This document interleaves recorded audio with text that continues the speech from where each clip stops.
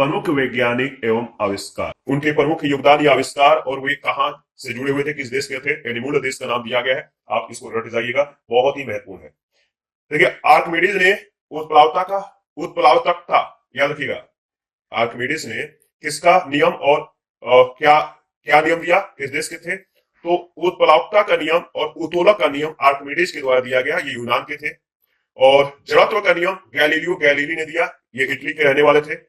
प्रकाश का तरंग सिद्धांत जो है क्रिश्चियन हाइगेंस के द्वारा दिया गया और ये हॉलैंड के निवासी थे। इसके बाद गुरुत्वाकर्षण का सार्वत्रिक नियम, गति के नियम, परावर्ती दूरदर्शक, ये सभी जो आविष्कार था आइजैक न्यूटन के द्वारा किया गया था और ये कहां के रहने वाले थे? इंग्लैंड के। विद्युत चुंबकीय प्रेरण के नियम माइकल फैराडे के द्वारा दिया गया और इंग्लैंड के रहने वाले थे। विद्युत चुंबकीय सिद्धांत, प्रकाश एवं विद्युत चुंबकीय तरंग का जो आविष्कार है जेम्स क्लार्क मैक्सवेल के द्वारा किया गया था और ये इंग्लैंड के निवासी थे। इसके बाद अगर बात करें तो विद्युत चुंबकीय तरंगों का जो आविष्कार है हेनरिक रुडोल्फ हर्ट्ज के द्वारा किया गया, ये जर्मनी के रहने वाले थे। अति लघु रेडियो तरंगों का आविष्कार जगदीश चंद्र बोस के द्वारा किया गया, याद रखिएगा। जगदीश चंद्र बोस ने किसका आविष्कार किया? अति लघु रेडियो तरंग का, ये भारत के रहने वाले थे। और एक्स किरणों के आविष्कारक कौन है? डब्ल्यू.सी. रोएंटजन। एक्स किरणों के आविष्कारक कौन है? डब्ल्यू.सी. रोएंटजन, ये जर्मनी के रहने वाले थे। इसके बाद अगर बात करें तो इलेक्ट्रॉन के खोजकर्ता कौन है? इलेक्ट्रॉन के खोजकर्ता है जे टॉमसन, ये इंग्लैंड के रहने वाले हैं। और रेडियम तथा पोलोनियम की खोज और प्राकृतिक रेडियो एक्टिविटी की जो अध्ययन है ये किसके द्वारा किया गया? तो मैरी क्यूरी के द्वारा। मैरी क्यूरी ने रेडियम तथा पोलोनियम की खोज की और प्राकृतिक रेडियो एक्टिविटी का अध्ययन किया, ये पोलैंड की निवासी थी। प्रकाश वैद्युत नियम और अपेक्षिकता का सिद्धांत जो है किसके द्वारा दिया गया? तो नाम याद रखिएगा, अल्बर्ट आइंस्टाइन। इन्होंने प्रकाश वैद्युत नियम और अपेक्षिकता का सिद्धांत को प्रतिपादित किया, जर्मनी के रहने वाले थे। इसके बाद अगर बात करें तो कॉस्मिक जो विकिरण है, कॉस्मिक विकिरण, ये किसके द्वारा खोज किया गया था? तो विक्टर फ्रांसिस हैस के द्वारा। विक्टर फ्रांसिस हैस ने कॉस्मिक विकिरण की खोज की और ये ऑस्ट्रेलिया के रहने वाले थे। और R.A. मिल्टन के द्वारा इलेक्ट्रॉन आवेश की माप की जो है आविष्कार किया गया, अमेरिका के रहने वाले थे। और परमाणु का नाभिकीय जो सिद्धांत है किसके द्वारा दिया गया? परमाणु का नाभिकीय सिद्धांत अर्नस्ट रदरफोर्ड के द्वारा दिया गया, ये न्यूजीलैंड के रहने वाले थे। हाइड्रोजन परमाणु का क्वांटम निर्देश जो है या जो सिद्धांत है किसने दिया? इसका खोज किसने किया? नील बोर ने। हाइड्रोजन परमाणु का क्वांटम जो सिद्धांत था नील बोर के द्वारा दिया गया था, डेनमार्क के रहने वाले थे।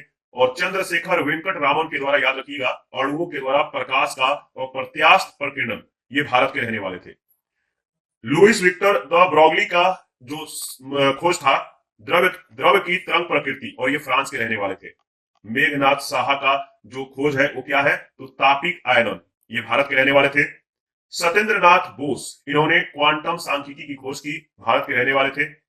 और वाल्फगिंग पॉली के द्वारा अपवर्जन नियम दिया गया था, ये ऑस्ट्रेलिया के रहने वाले थे।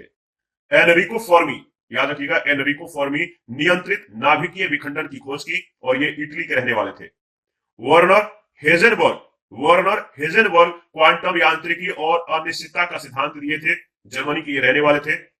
इसके बाद पॉल डिरैक जो है, इन्होंने आपेक्षिकीय इलेक्ट्रॉन सिद्धांत और क्वांटम सांख्यिकी का आविष्कार किया, इंग्लैंड के रहने वाले थे। एडविन ह्यूबल, इन्होंने प्रसारित विश्व की खोज की और अमेरिका के ये रहने वाले थे। अर्नस्ट ओरलैंडो लॉरेंस, इन्होंने साइक्लोट्रॉन की खोज की, अमेरिका के ये रहने वाले थे। इसके बाद अगर बात करें तो जेम्स चैडविक, इन्होंने न्यूट्रॉन की खोज की, ये इंग्लैंड के रहने वाले थे। हिडेकी युकावा, याद रखिएगा, हिडेकी युकावा, ये जापान के रहने वाले थे, इन्होंने नाभिकीय बलों का सिद्धांत दिया। होमी जहांगीर भाभा, ये भारत के रहने वाले थे, इन्होंने कॉस्मिक विकिरण का सोपानी प्रक्रम की खोज की।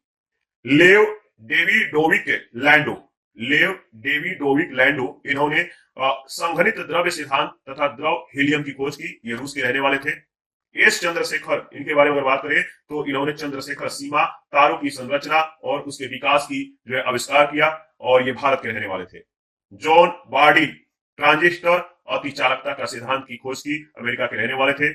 C.H. टाउन्स, इन्होंने मेसर और लेसर की खोज की, अमेरिका के रहने वाले थे। और अब्दुल सलाम, दुर्बल तथा विद्युत चुंबकीय अन्योन्य क्रियाओं का एकीकरण का खोज किया, ये पाकिस्तान के रहने वाले थे। इसके बाद प्रौद्योगिकी और वैज्ञानिक सिद्धांत के बारे में बात करें, जैसे भाप इंजन, इसका सिद्धांत क्या था? उष्मागतिकी के नियम। नाभिकीय रिएक्टर किसके आधार पर कार्य करता है? तो नियंत्रित नाभिकीय विखंडन के सिद्धांत पर। विद्युत चुंबकीय तरंगों का उत्पादन, संचरण, संसूचन जो सिद्धांत है, इसके आधार पर कौन सी प्रौद्योगिकी कार्य करता है? तो रेडियो तथा टेलीविजन। अंकीय तर्क के सिद्धांत पे कंप्यूटर, ठीक है। अति चालकता के सिद्धांत पे अति उच्च चुंबकीय क्षेत्रों का उत्पादन किया जाता है। विकिरण के उद्दीपित उत्सर्जन के द्वारा प्रकाश प्रवर्धन या समष्टि प्रतिलोमन का जो सिद्धांत है, इसके द्वारा लेसर कार्य करता है। इसके बाद न्यूटन की गति के नियम के आधार पर रॉकेट नोदन यानी रॉकेट कार्य करता है, रॉकेट जो है आसमान में उड़ता है। फेराडे के विद्युत चुंबकीय प्रेरण के सिद्धांत के आधार पर विद्युत जनित्र कार्य करता है। गुरुत्वीय स्थितिज ऊर्जा का विद्युत ऊर्जा में जो रूपांतरण है वो है जल विद्युत शक्ति। तरल गतिकी में बर्नौली का जो सिद्धांत है, इसके आधार पर वायुयान कार्य करते हैं। विद्युत चुंबकीय क्षेत्रों में आवेशित कणों की जो गति है, और इसके आधार पर कण त्वरित होता है। प्राश्रव्य तरंगों का जो परावर्तन है, इसके आधार पर सोनार कार्य करता है, ठीक है। प्रकाश का पूर्ण आंतरिक परावर्तन का जो सिद्धांत है, इसमें क्या होता है? प्रकाशिक रेसे कार्य करते हैं। तनुफिल्म प्रकाशीय व्यक्तीकरण के सिद्धांत पर अपरावर्ती आवरण का जो है मतलब कि कार्य होता है। इलेक्ट्रॉन की तरंग प्रकृति के सिद्धांत पे इलेक्ट्रॉन सूक्ष्मदर्शी का प्रयोग किया जाता है। प्रकाश विद्युत प्रभाव के सिद्धांत पे जो प्रकाश विद्युत सेल है ये कार्य करते हैं। और प्लाज्मा का जो चुंबकीय परिरोध है, इसके आधार पर संलयन परीक्षण रिएक्टर यानी टोकामैक बृहत मीटर वेव रेडियो जो है कार्य करता है। इसके बाद अगर बात करें तो जो कॉस्मिक रेडियो किरणों का संसूचन जो सिद्धांत है, इसके आधार पर टेलीस्कोप कार्य करता है। और लेसर पुंजों तथा चुंबकीय क्षेत्रों के द्वारा परमाणुओं का प्रग्रहण तथा संतरण के आधार पर बोस आइंस्टाइन दाब जो है कार्य करता है। इसके बाद पहला प्रश्न है, मशीन गन का आविष्कार किसके द्वारा किया गया था? मशीन गन का जो आविष्कार है, याद रखिएगा, जेम्स पकल के द्वारा किया गया था। जेम्स पकल एक अंग्रेज आविष्कारक है, वकील और ये लेखक भी थे। 1718 ईस्वी में इन्होंने एक जो है बहु-शॉट गन का आविष्कार किया था, जिसे मशीन गन कहा जाता है, इसलिए मशीन गन का पिता भी कहते हैं। जे.एल. बियर्ड, इन्होंने टेलीविजन, और कार्ल बेंज ने पेट्रोल चालित कार का आविष्कार किया था। थर्मोस्कोप प्रारंभिक थर्मामीटर का आविष्कार किसने किया था? थर्मोस्कोप प्रारंभिक थर्मामीटर का आविष्कार किसने किया था? याद रखिएगा, सही जवाब है गैलीलियो ने, सी ऑप्शन। थर्मोमीटर या थर्मोस्कोप का आविष्कार इटली के प्रसिद्ध भौतिकविद गैलीलियो ने किया था। दूरबीन का आविष्कार किसने किया था? दूरबीन का आविष्कार गैलीलियो ने किया। दूरबीन का आविष्कार 1609 में इटली के वैज्ञानिक गैलीलियो ने किया। माइक्रोस्कोप का प्रयोग निम्नलिखित में से किसके अध्ययन में किया जाता है, या किस अध्ययन के लिए माइक्रोस्कोप का प्रयोग करते हैं? तो सूक्ष्म एवं पास की वस्तुओं को अध्ययन करने के लिए माइक्रोस्कोप का प्रयोग किया जाता है। डी ऑप्शन बिल्कुल करेक्ट ऑप्शन है। सूक्ष्मदर्शी वह यंत्र होता है जिसकी सहायता से आंख से न दिखने योग्य सूक्ष्म और पास की वस्तुओं को देखा जा सकता है। इसके बाद प्रश्न संख्या 5 है, विश्व की विशालतम दूरबीन कौन सी है? विश्व की विशालतम दूरबीन कौन सी है? तो है आपका आइस क्यूब, बी ऑप्शन बिल्कुल करेक्ट ऑप्शन है। दिसंबर 2010 में निर्मित आइस क्यूब दूरबीन विश्व की विशालतम न्यूट्रिनो दूरबीन है। अंटार्कटिका में स्थित इस दूरबीन का डिजाइन विस्कॉन्सिन विश्वविद्यालय के शोधकर्ताओं ने तैयार किया है। डैनियल के इनोए और दूरबीन विश्व की विशालतम सौर दूरबीन है। यह दूरबीन हवाई में स्थापित है। 6 नंबर में आपको सुमेलित करना है, बताना है किसके साथ कौन सा सुमेलित होगा और कौन सा ऑप्शन सही है। टाइपराइटर के आविष्कारक कौन है? तो याद रखिएगा सोल्स है। एक्स किरणों के या एक्सरे जो किरण है, एक्सरे है, इसका आविष्कार किसने किया था? रोएंटजन ने। रेडियो के आविष्कारक कौन है? तो याद रखिएगा रेडियो के आविष्कारक है मार्कोनी और सेफ्टी-लैम्प के डेवी, यानी इसका सही जवाब है ऑप्शन ए। इसके बाद इस पे आधारित जो नेक्स्ट प्रश्न पूछे जाएंगे आपको ध्यान रखना है, इसको रट जाना है। टाइपराइटर का आविष्कार सोल्स ने 1867 में किया था। एक्स किरण का आविष्कार विल्हेल्म रोएंटजन ने 1895 में, रेडियो का जी मार्कोनी ने 1901 में, और सेफ्टी लैम्प का आविष्कार डेवी ने किया था। विल्हेल्म रोएंटजन ने आविष्कार किया था किसका? बताइए, विल्हेल्म रोएंटजन ने किसका आविष्कार किया था? तो याद रखिएगा, मैंने बोला था कि जो भी हम लोग डिस्कस करें उसको आप लोग जो है गौर से रिवाइज कीजिए, ध्यान दीजिए, और इस पर आधारित बहुत सारे प्रश्न पूछे गए हैं, ठीक है। तो इसका सही जवाब हो जाएगा एक्सरे मशीन का। प्रश्न संख्या 8 है, निम्नलिखित वैज्ञानिकों में से कौन अपने बेटे के साथ भौतिकी के नोबेल पुरस्कार का सह विजेता था? बताइए, निम्नलिखित वैज्ञानिकों में वह कौन थे जो अपने बेटे के साथ भौतिकी के नोबेल पुरस्कार के सह विजेता थे? तो इसका सही जवाब हो जाएगा विलियम हेनरी ब्रैग, यानी सी ऑप्शन बिल्कुल सही जवाब है। इसके बारे में डिस्कस कर लेते हैं। देखिए, अगर बात करें तो ब्रिटिश भौतिक एवं रसायन वैज्ञानिक विलियम हेनरी ब्रैग ने 1915 का भौतिक विज्ञान का नोबेल पुरस्कार अपने पुत्र विलियम्स लॉरेंस ब्रैग के साथ संयुक्त रूप से प्राप्त किया। अपने पुत्र के सहयोग से इन्होंने एक्सरे स्पेक्ट्रोमीटर का विकास किया। इस यंत्र की सहायता से परमाणुओं और क्रिस्टलों के विन्यासों को स्पष्ट किया।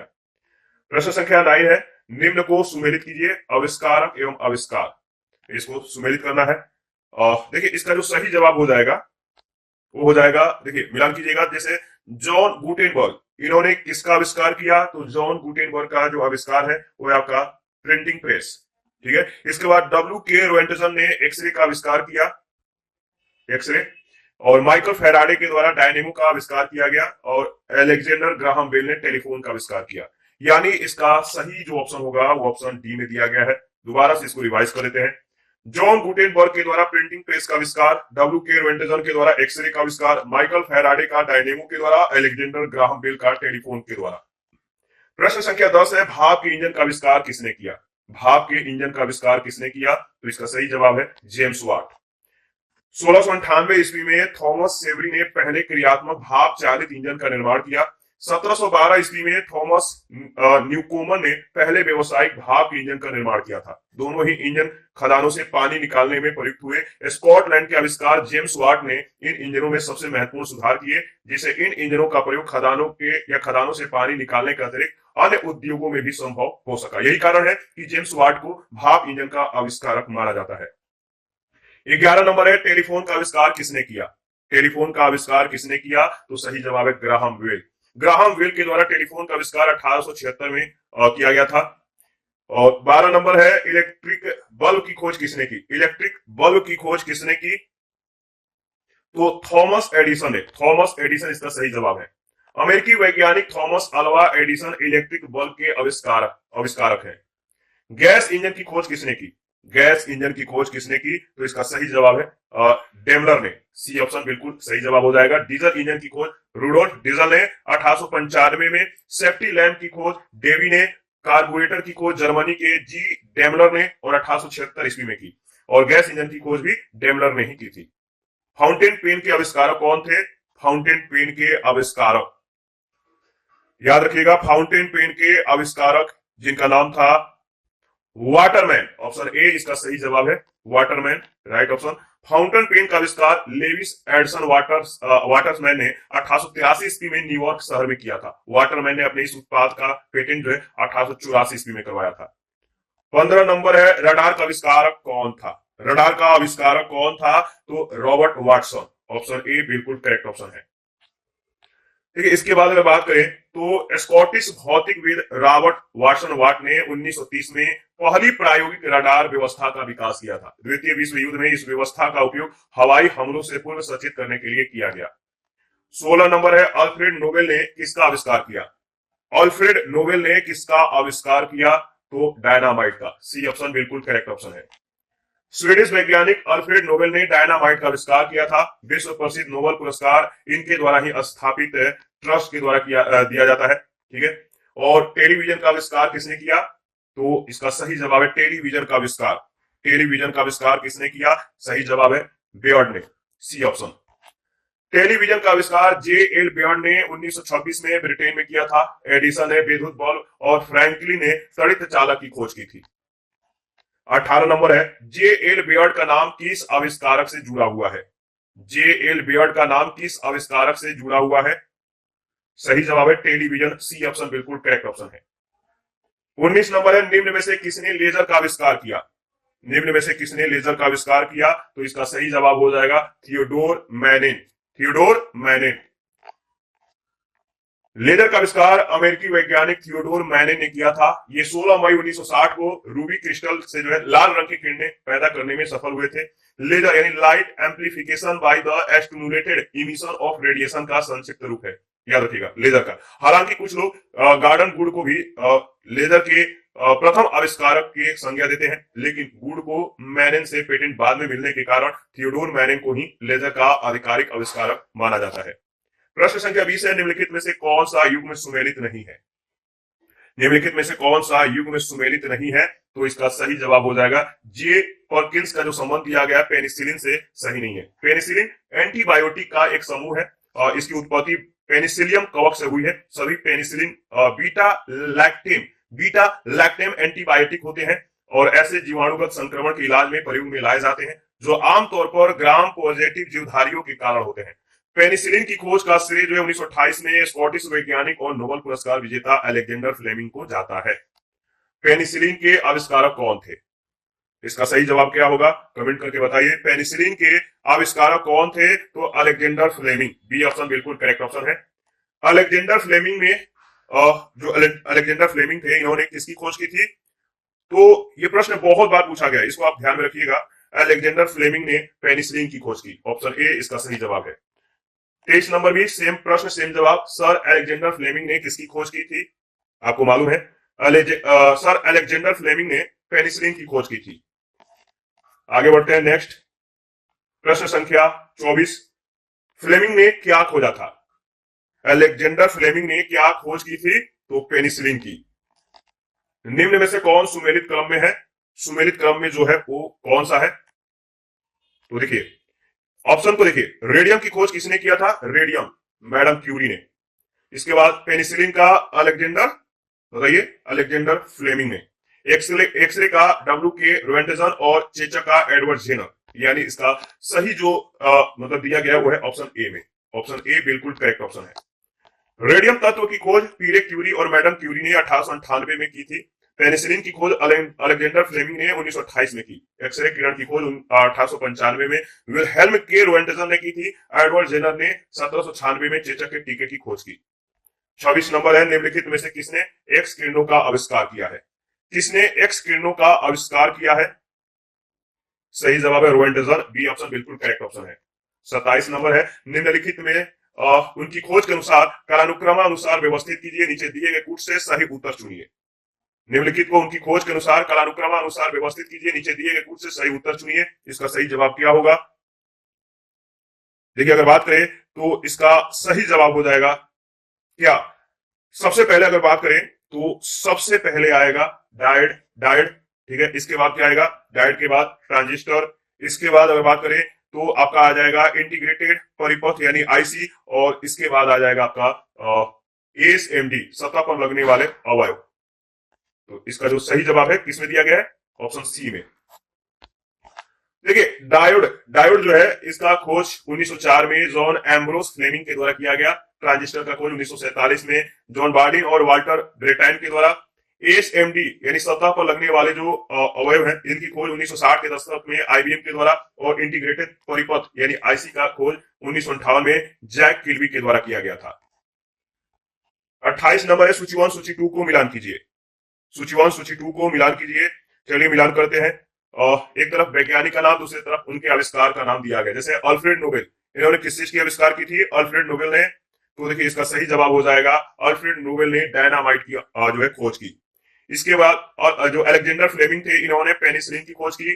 चार्ल्स डार्विन जो है, इन्होंने विकास का सिद्धांत दिया था, और मैडम क्यूरी ने रेडियम का जो है खोज की थी। यानी इसका जो सही जवाब हो जाएगा ऑप्शन बी में दिया गया है। ठीक है, अगर बात करें तो अल्फ्रेड नोबल स्वीडिश के प्रसिद्ध रसायन शास्त्री थे। इन्होंने डायनामाइट नामक विस्फोटक का आविष्कार किया था। पेनिसिलिन की खोज 1928 में स्कॉटिश वैज्ञानिक अलेक्जेंडर फ्लेमिंग ने की। चार्ल्स डार्विन ने विकास के सिद्धांत का प्रतिपादन किया था। मैडम क्यूरी ने रेडियम की खोज की थी। 29 ब्लैक होल के सिद्धांत को प्रतिपादित किसने किया था? ब्लैक होल के सिद्धांत को प्रतिपादित किया था किसने?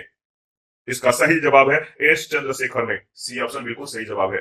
ब्लैक होल एक ऐसे खगोलीय क्षेत्र हैं जिनका गुरुत्वाकर्षण क्षेत्र इतना शक्तिशाली होता है कि प्रकाश सहित कुछ भी इसके खिंचाव से नहीं बच सकता। भारतीय अमेरिकी खगोलविद एस चंद्रशेखर सीमा के सिद्धांत का प्रतिपादन करने के लिए प्रसिद्ध है। उनके सिद्धांत के अनुसार सफेद बौने तारे एक निश्चित द्रव्यमान प्राप्त करने के बाद अपने भार में और भी वृद्धि नहीं कर सकते, वे ब्लैक होल बन जाते हैं। उन्होंने बताया कि जिन तारों का द्रव्यमान सूर्य के द्रव्यमान से 1.44 गुना अधिक हो जाता है, वे सिकुड़कर बहुत भारी हो जाते हैं, और इस योगदान के लिए इन्हें जो है 1983 में भौतिकी के नोबेल पुरस्कार से सम्मानित किया गया।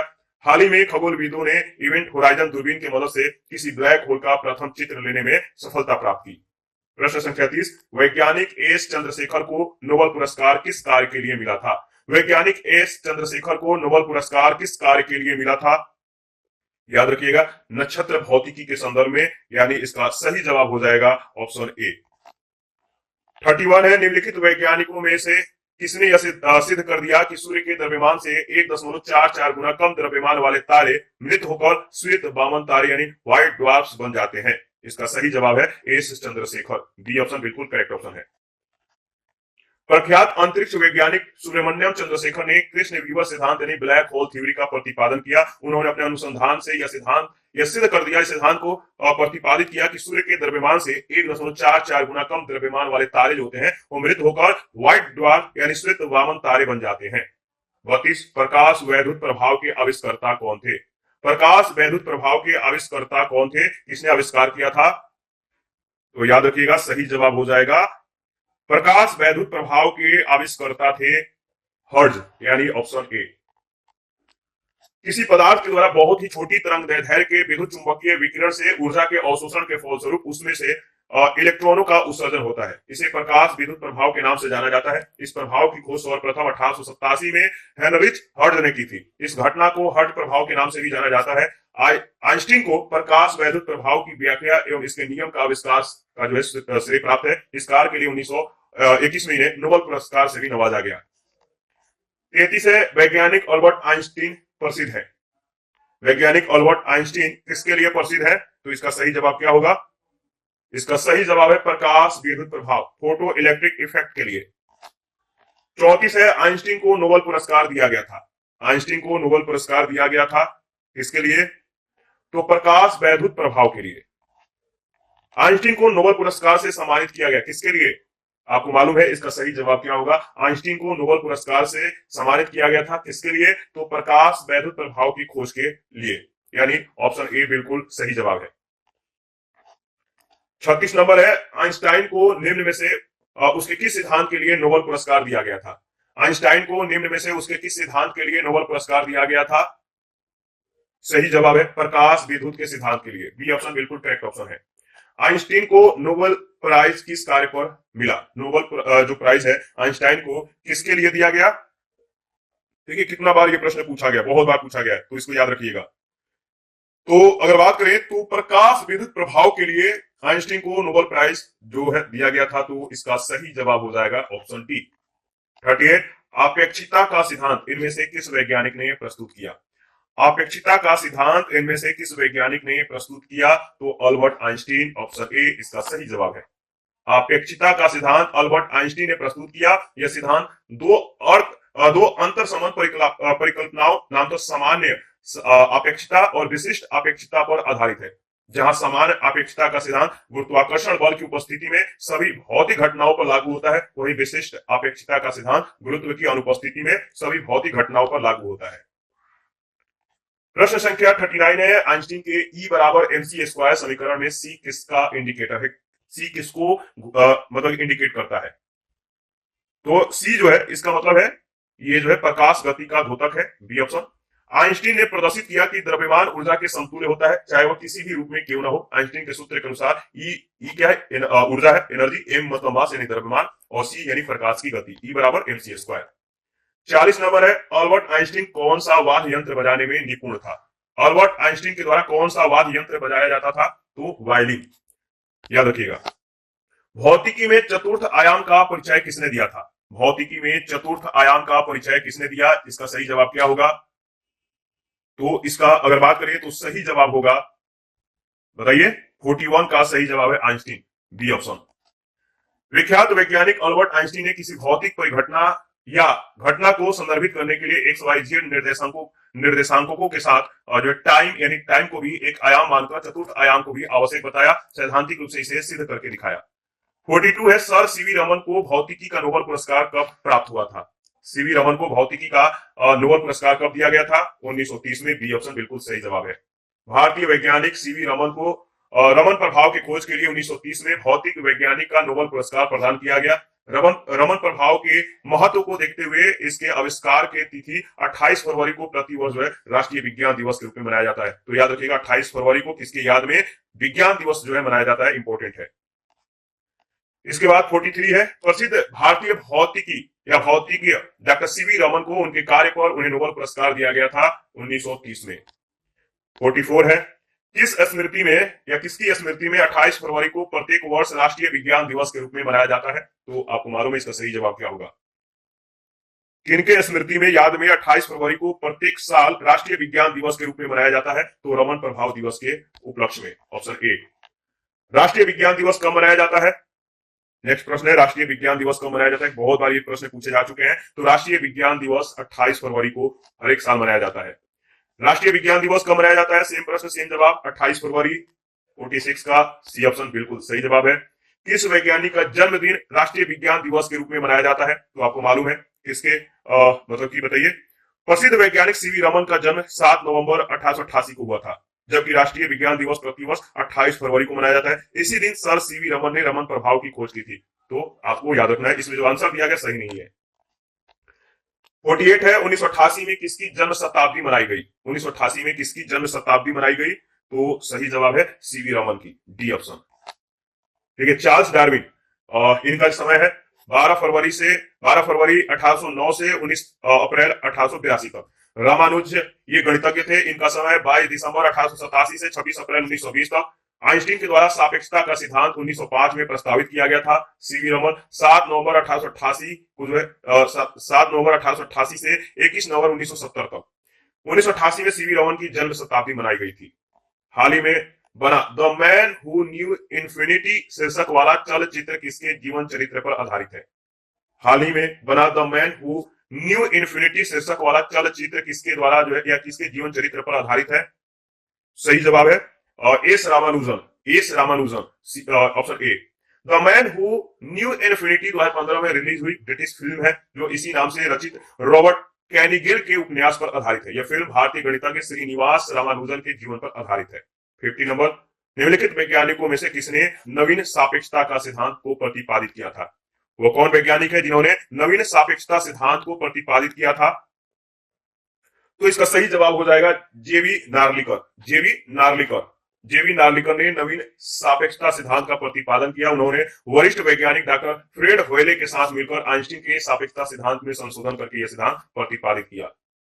प्रश्न संख्या 51 है, निम्नलिखित में से किसे जेवी नार्लिकर के अनुसार अभी तक विज्ञान जो है नहीं माना जाता है? जेवी नार्लिकर के अनुसार अभी तक किसको विज्ञान की श्रेणी में नहीं रखा जाता है? तो वह है ज्योतिष। जेवी नार्लिकर के अनुसार एस्ट्रोलॉजी को अभी तक विज्ञान का सम्मान प्राप्त नहीं है। 52, भारत में परमाणु ऊर्जा का जनक किस वैज्ञानिक को कहा जाता है?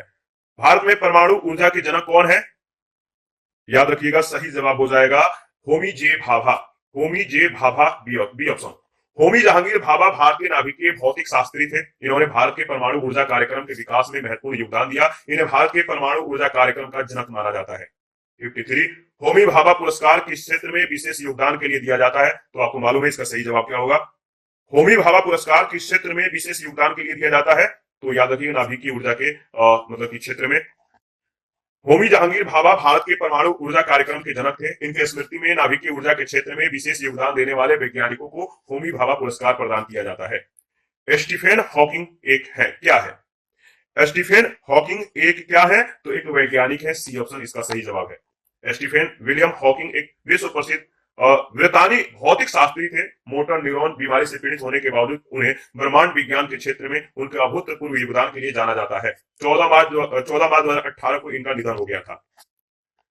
55 है, निम्नलिखित वैज्ञानिकों में से किसने भौतिक विज्ञान और जीव विज्ञान दोनों विषयों में अनुसंधान किया है?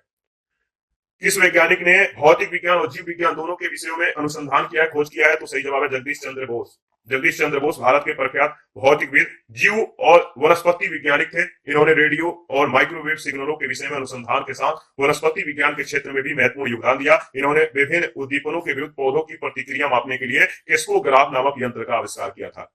सूची 1 सूची 2 में आपको जो है मिलान करना है। इसका सही मिलान क्या होगा बताइए।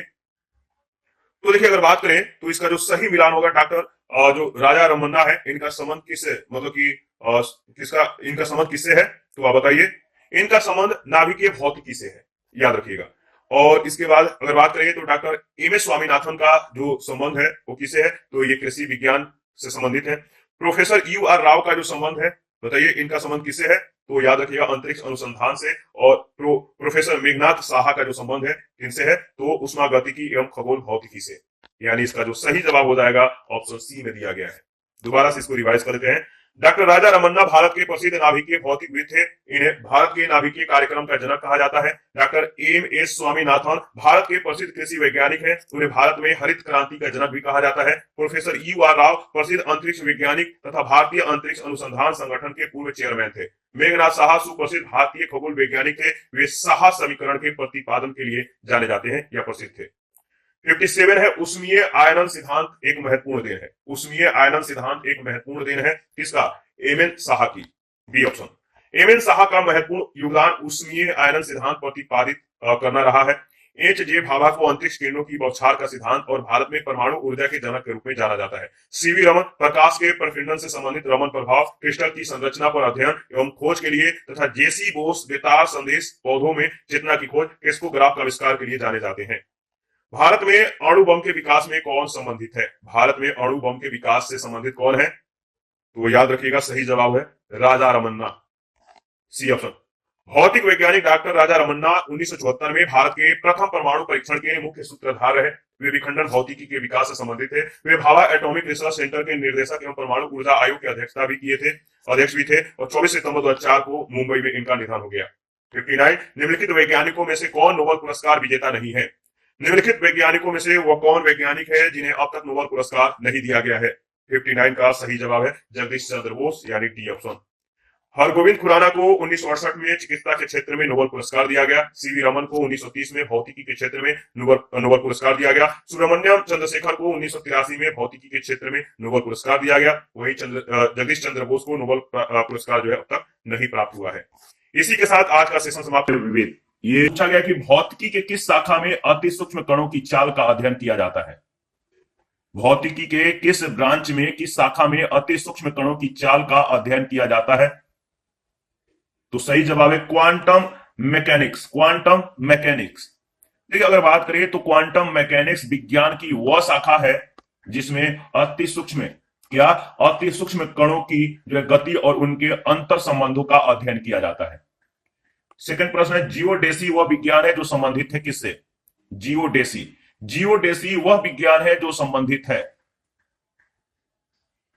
इसका सही जवाब है देखिए ई ऑप्शन, यानी देखिए भूगणित या जियोडेसी पृथ्वी के 3 मूलभूत गुणों के सटीकता से मापन एवं उनकी समझ विकसित करने का एक विज्ञान है। ये 3 मूलभूत गुण है, ज्यामितीय आकार है, दूसरा अंतरिक्ष में उसका अभिविन्यास है, और तीसरा गुरुत्वीय क्षेत्र है। स्पष्ट है कि जियोडेसी एक ऐसा विज्ञान है जिसमें पृथ्वी के रूप, आकार, भार एवं घनत्व आदि का अध्ययन किया जाता है। इसमें भूपृष्ठ के वृहत भाग के वे सर्वेक्षण भी शामिल हैं जिनके द्वारा पृथ्वी की वक्रता निर्धारित की जाती है। थर्ड नंबर है विज्ञान का वह क्षेत्र जो मानव एवं यंत्र के मध्य स्वचलन एवं संचार का अध्ययन करता है, क्या कहलाता है।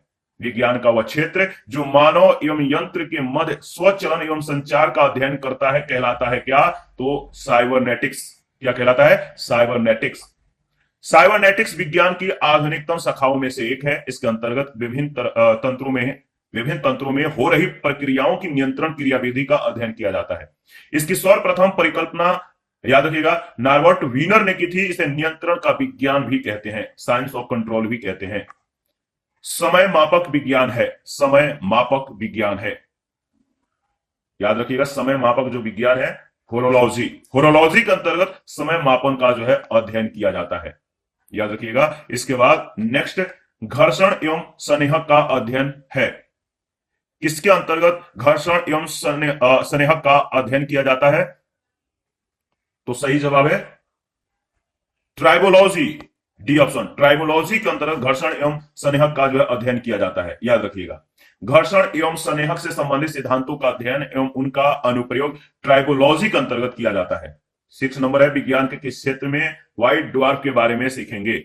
विज्ञान के किस क्षेत्र में व्हाइट ड्वार्फ के बारे में सीखेंगे, तो खगोल शास्त्र के अंतर्गत ऑप्शन ए इसका सही जवाब हो जाएगा। व्हाइट ड्वार्फ खगोल शास्त्र से संबंधित है। व्हाइट ड्वार्फ यानी सफेद बौने तारों को डिजनरेटर स्टार यानी क्षय तारा के नाम से भी जाना जाता है। 7 नंबर है निम्नलिखित में से कौन सा कथन असत्य है, यानी सत्य नहीं है। तो इसमें चार कथन दिए गए, चारों कथन को आप एनालिसिस करके बताइए कि इनमें से कौन सा कथन असत्य है। देखिए इसमें जो असत्य है वो है बी ऑप्शन, प्रकाश की नीली तरंगे बैगनी तरंगों की तुलना में अधिक प्रकीर्णित होती है, जिसके कारण आकाश नीला दिखाई देता है, न कि बैगनी। बी ऑप्शन मतलब कि गलत है, असत्य है। प्रकाश की बैगनी तरंगे, याद रखिएगा अगर बात करें तो प्रकाश की बैगनी तरंगे नीली तरंगों की तुलना में अधिक प्रकीर्णित होती है, यानी वस्तुतः आकाश का रंग नीला दिखाई देना बैगनी, जामुनी और नीले रंगों के सर्वाधिक प्रकीर्णन के कारण होता है। ठीक है, इसलिए प्रश्नगत अन्य तीनों कथन सही हैं। प्रश्न संख्या 8 है, राष्ट्रीय भौतिकी प्रयोगशाला स्थित है। राष्ट्रीय भौतिकी प्रयोगशाला जो स्थित है वो कहां पर स्थित है, आपको बताना है। इसका सही जवाब क्या होगा? राष्ट्रीय भौतिकी प्रयोगशाला है वो है नई दिल्ली में। ऑप्शन ए इसका राइट आंसर हो जाएगा। राष्ट्रीय रासायनिक प्रयोगशाला कहां पर अवस्थित है? राष्ट्रीय रासायनिक प्रयोगशाला कहां पर अवस्थित है? याद रखिएगा सही जवाब है पुणे में। राष्ट्रीय रासायनिक प्रयोगशाला की स्थापना 1950 में की गई थी। यह पुणे में स्थित है। यह वैज्ञानिक और औद्योगिक अनुसंधान परिषद की एक संगठक प्रयोगशाला है। इसके बाद प्रश्न संख्या 10, Tata institute of fundamental research कहां पर स्थित है? Tata institute of fundamental research कहां पर स्थित है? तो सही जवाब हो जाएगा Mumbai, D option. Tata institute of fundamental research Mumbai में स्थित है। इसके बाद अगर बात करें तो लेजर का पूर्ण प्रारूप है। लेजर का पूर्ण प्रारूप क्या है? लेजर का पूरा नाम क्या है? तो मैंने पहले ही बताया था कि इस तरह के प्रश्न पूछे जाते हैं। लेजर का पूरा नाम है light amplification by stimulated emission of radiation, यानी कि इस ऑप्शन में दिया गया है तो light amplification by stimulated emission of radiation, B option इसका सही जवाब है। लेजर को दोबारा से रिवाइज कर लेते हैं। लेजर यानी light amplification by stimulated emission of radiation का संक्षिप्त रूप है। इसका अर्थ होता है विकिरण उत्सर्जन के द्वारा प्रकाश का प्रवर्धन। देखिए लेजर एक ऐसी डिवाइस है जिसमें विकिरण ऊर्जा के उत्सर्जन के द्वारा एक वर्णीय प्रकाश प्राप्त किया जाता है। इस युक्ति के द्वारा उद्दीपित विकिरण उत्पन्न किया जाता है। 12 नंबर है, लेजर एक युक्ति है जिसके द्वारा उत्पन्न किया जाता है। लेजर एक युक्ति है जिसके द्वारा उत्पन्न किया जाता है। इसका सही जवाब क्या होगा? तो सही जवाब है उद्दीपित विकिरण, यानी डी ऑप्शन। डी ऑप्शन बिल्कुल करेक्ट ऑप्शन है। अगर बात करें तो 13 नंबर प्रश्न क्या है? तो न्यूक्लियर रिएक्टर टाइम बम का लेखक कौन है? न्यूक्लियर रिएक्टर टाइम बम के लेखक कौन है? तो याद रखिएगा अगर बात करें तो इसका सही जवाब हो जाएगा Takeshi heroes. Takeshi heroes nuclear reactor time bomb जापानी परमाणु ऊर्जा विरोधी आंदोलन के कार्यकर्ता तकाशी हिरोज के द्वारा 2010 में लिखी गई पुस्तक है। 14 नंबर में आपको जो है सूची 1 सूची 2 के साथ मिलान करना है, तो चलिए मिलान कर लेते हैं। आपको रट जाना है, बहुत इंपॉर्टेंट है। रिवॉल्वर, रिवॉल्वर के आविष्कर्ता कौन है? तो सैमुअल कोल्ट। कौन? सैमुअल कोल्ट, यानी इसका सही जवाब हो जाएगा सैमुअल कोल्ट, यानी ए का थर्ड। डायनामाइट के एल्फ्रेड नोबेल। Alfred Nobel. और शीतलता के न्यूटन का नियम। शीतलता से संबंधित कौन है, यानी किस नियम से यह संबंधित है? तो न्यूटन के नियम से संबंधित है। और दाब का जो नियम है इसका जो संबंध है पास्कल। ठीक है, तो इसका सही जो ऑप्शन हो जाएगा वो ऑप्शन डी में दिया गया। देख लेते हैं, दोबारा से रिवाइज भी करेंगे। D option. रिवॉल्वर और सैमुअल कोल्ट से संबंधित है। डायनामाइट का संबंध एल्फ्रेड नोबेल से है। शीतलता का न्यूटन का नियम से है। दाब का नियम पास्कल। 15 नंबर जो है, निम्न में से आपको बताना है कि कौन सा साधारण टार्च सेल के टर्मिनलों को बनाता है। निम्नलिखित युग्मों में से कौन सा साधारण टार्च सेल के, जो टॉर्च होता है, टार्च सेल के टर्मिनलों को बनाता है? तो याद रखिएगा जिंक कार्बन। Zinc carbon. देखिए टॉर्च में सामान्यतः शुष्क सेल का प्रयोग किया जाता है, इसका एनोड जिंक का, जबकि कैथोड कार्बन का बना होता है। एटीएम से क्या तात्पर्य है? एटीएम का पूरा नाम क्या है? बहुत बार यह प्रश्न पूछा जा चुका है। एटीएम का पूरा नाम है, यानी फुल फॉर्म जो होता है ऑटोमेटेड टेलर मशीन।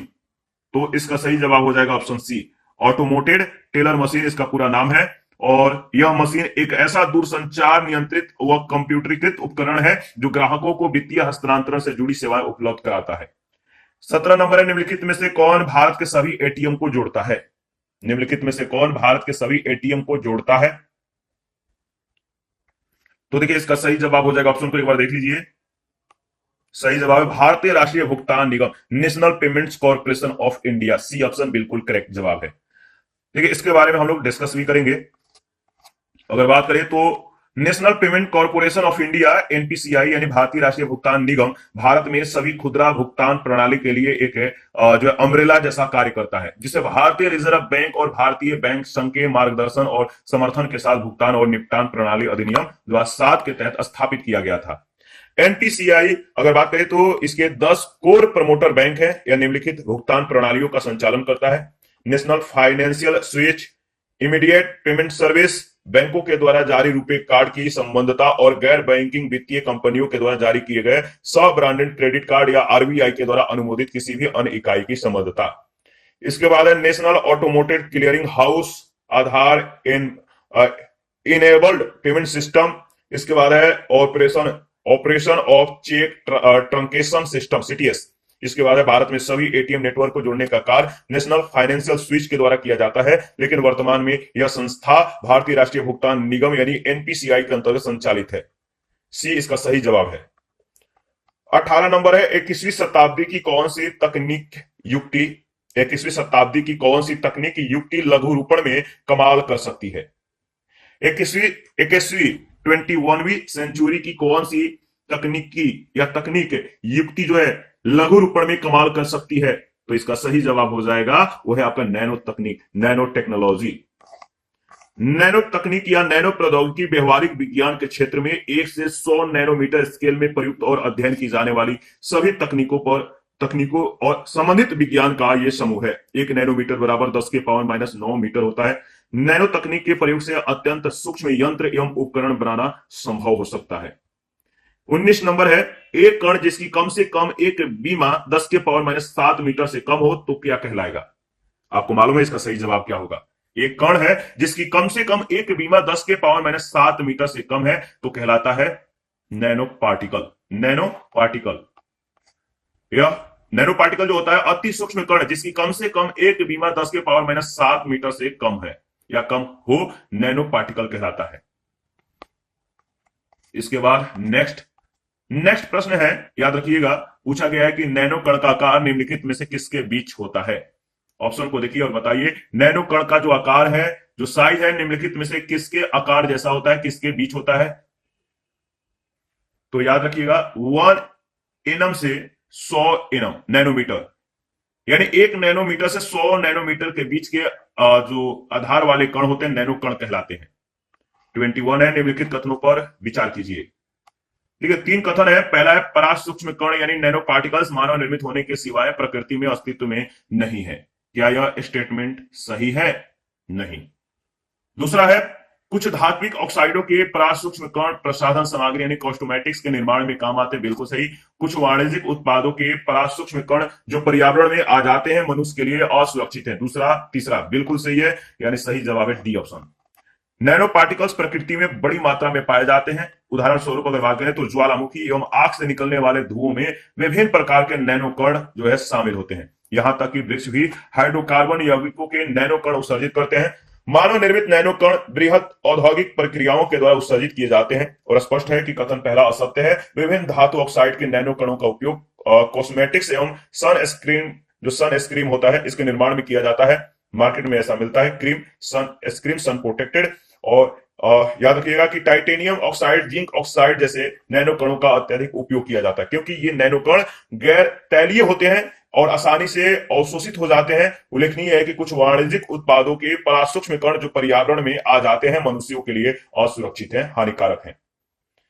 22 नंबर है नैनो प्लग किससे संबंधित है। नैनो प्लग का जो संबंध है किससे है। नैनो प्लग का जो संबंध है एक छोटे सुनने के यंत्र से संबंधित है। इसको ध्यान में रखिएगा, बी ऑप्शन। नैनो प्लग एक अत्यंत छोटा सुनने का या हियरिंग एड है। इसका आकार इतना छोटा होता है कि आसानी से नजर भी नहीं आता है। साथ ही उपयोगकर्ता के सुनने की क्षमता और आवश्यकता के अनुरूप इसे कंप्यूटर सॉफ्टवेयर के जरिए प्रोग्राम भी किया जा सकता है। इसके बाद है 23, निम्नलिखित में से कौन सा कथन सत्य है। कौन सा कथन सत्य है, तो इसमें जो बी ऑप्शन दिया गया कि नैनो कण के द्वारा 60 डेसिबल तक कम ध्वनि सुनाई देती है, तो बी जो कथन है वो सत्य है। 2012 में जर्मनी के म्यूनिक विश्वविद्यालय के वैज्ञानिकों ने विश्व के सबसे छोटे कान नैनो कान का आविष्कार किया था। नैनो कण स्वर्ण के केवल एक नैनो कण का बना होता है। नैनो कण के द्वारा 60 डेसिबल तक की ध्वनि जो है सुनी जा सकती है। निम्नलिखित में से किसने नैनो टेक्नोलॉजी शब्द का प्रयोग किया और कब किया? नैनो टेक्नोलॉजी शब्द का प्रयोग किसने किया, कब किया, आपको बताना है। तो देखिए इसका सही जवाब हो जाएगा option B, Norio Taniguchi 1974। B option बिल्कुल सही जवाब है। नोरियो टानीगुची टोक्यो विश्वविद्यालय में विज्ञान के प्रोफेसर थे। इन्होंने नैनो टेक्नोलॉजी शब्द का सर्वप्रथम प्रयोग 1974 में प्रकाशित अपने एक शोध पत्र में किया था। 25 नंबर है, कार्बन नैनो ट्यूब्स के संदर्भ में निम्नलिखित कथनों पर विचार कीजिए। यहां पे कुछ कथन दिए गए हैं, इनमें से कौन सा कथन सत्य है आप बताइएगा कमेंट करके। 4 कथन दिए गए हैं। देखिए इन चारों कथन में दूसरा कथन को पढ़िए। इनको मानव शरीर की जो मानव जो बॉडी होता है, मानव शरीर के क्षतिग्रस्त भाग के लिए कृत्रिम रक्त केशिकाओं के रूप में बनाया जा सकता है। दूसरा स्टेटमेंट सही नहीं है। पहला, तीसरा और चौथा स्टेटमेंट बिल्कुल सही है।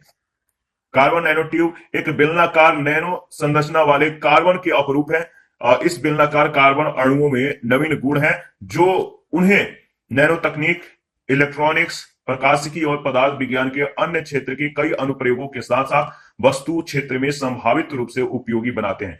कार्बन नैनो ट्यूब जैव निम्नीकरण होती है। विभिन्न प्रकार के सूक्ष्म जीव एवं एंजाइम कार्बन नैनो ट्यूब को जैव निम्नीकृत करने में सक्षम होते हैं। इनको मानव शरीर में औषधियों, याद रखिएगा, और प्रतिजनों, औषधियों और प्रतिजनों के वाहकों के रूप में तथा जैव रासायनिक किसके, तो याद रखिएगा, जैव रासायनिक संवेदकों के रूप में उपयोग किया जा सकता है। एक शोध के अनुसार, एक रिसर्च के अनुसार वर्तमान में वैज्ञानिक कार्बन नैनो ट्यूब एवं 3D बायो प्रिंटिंग के प्रयोग के द्वारा कृत्रिम रक्त कोशिकाओं के सृजन के लिए अनुसंधानरत हैं।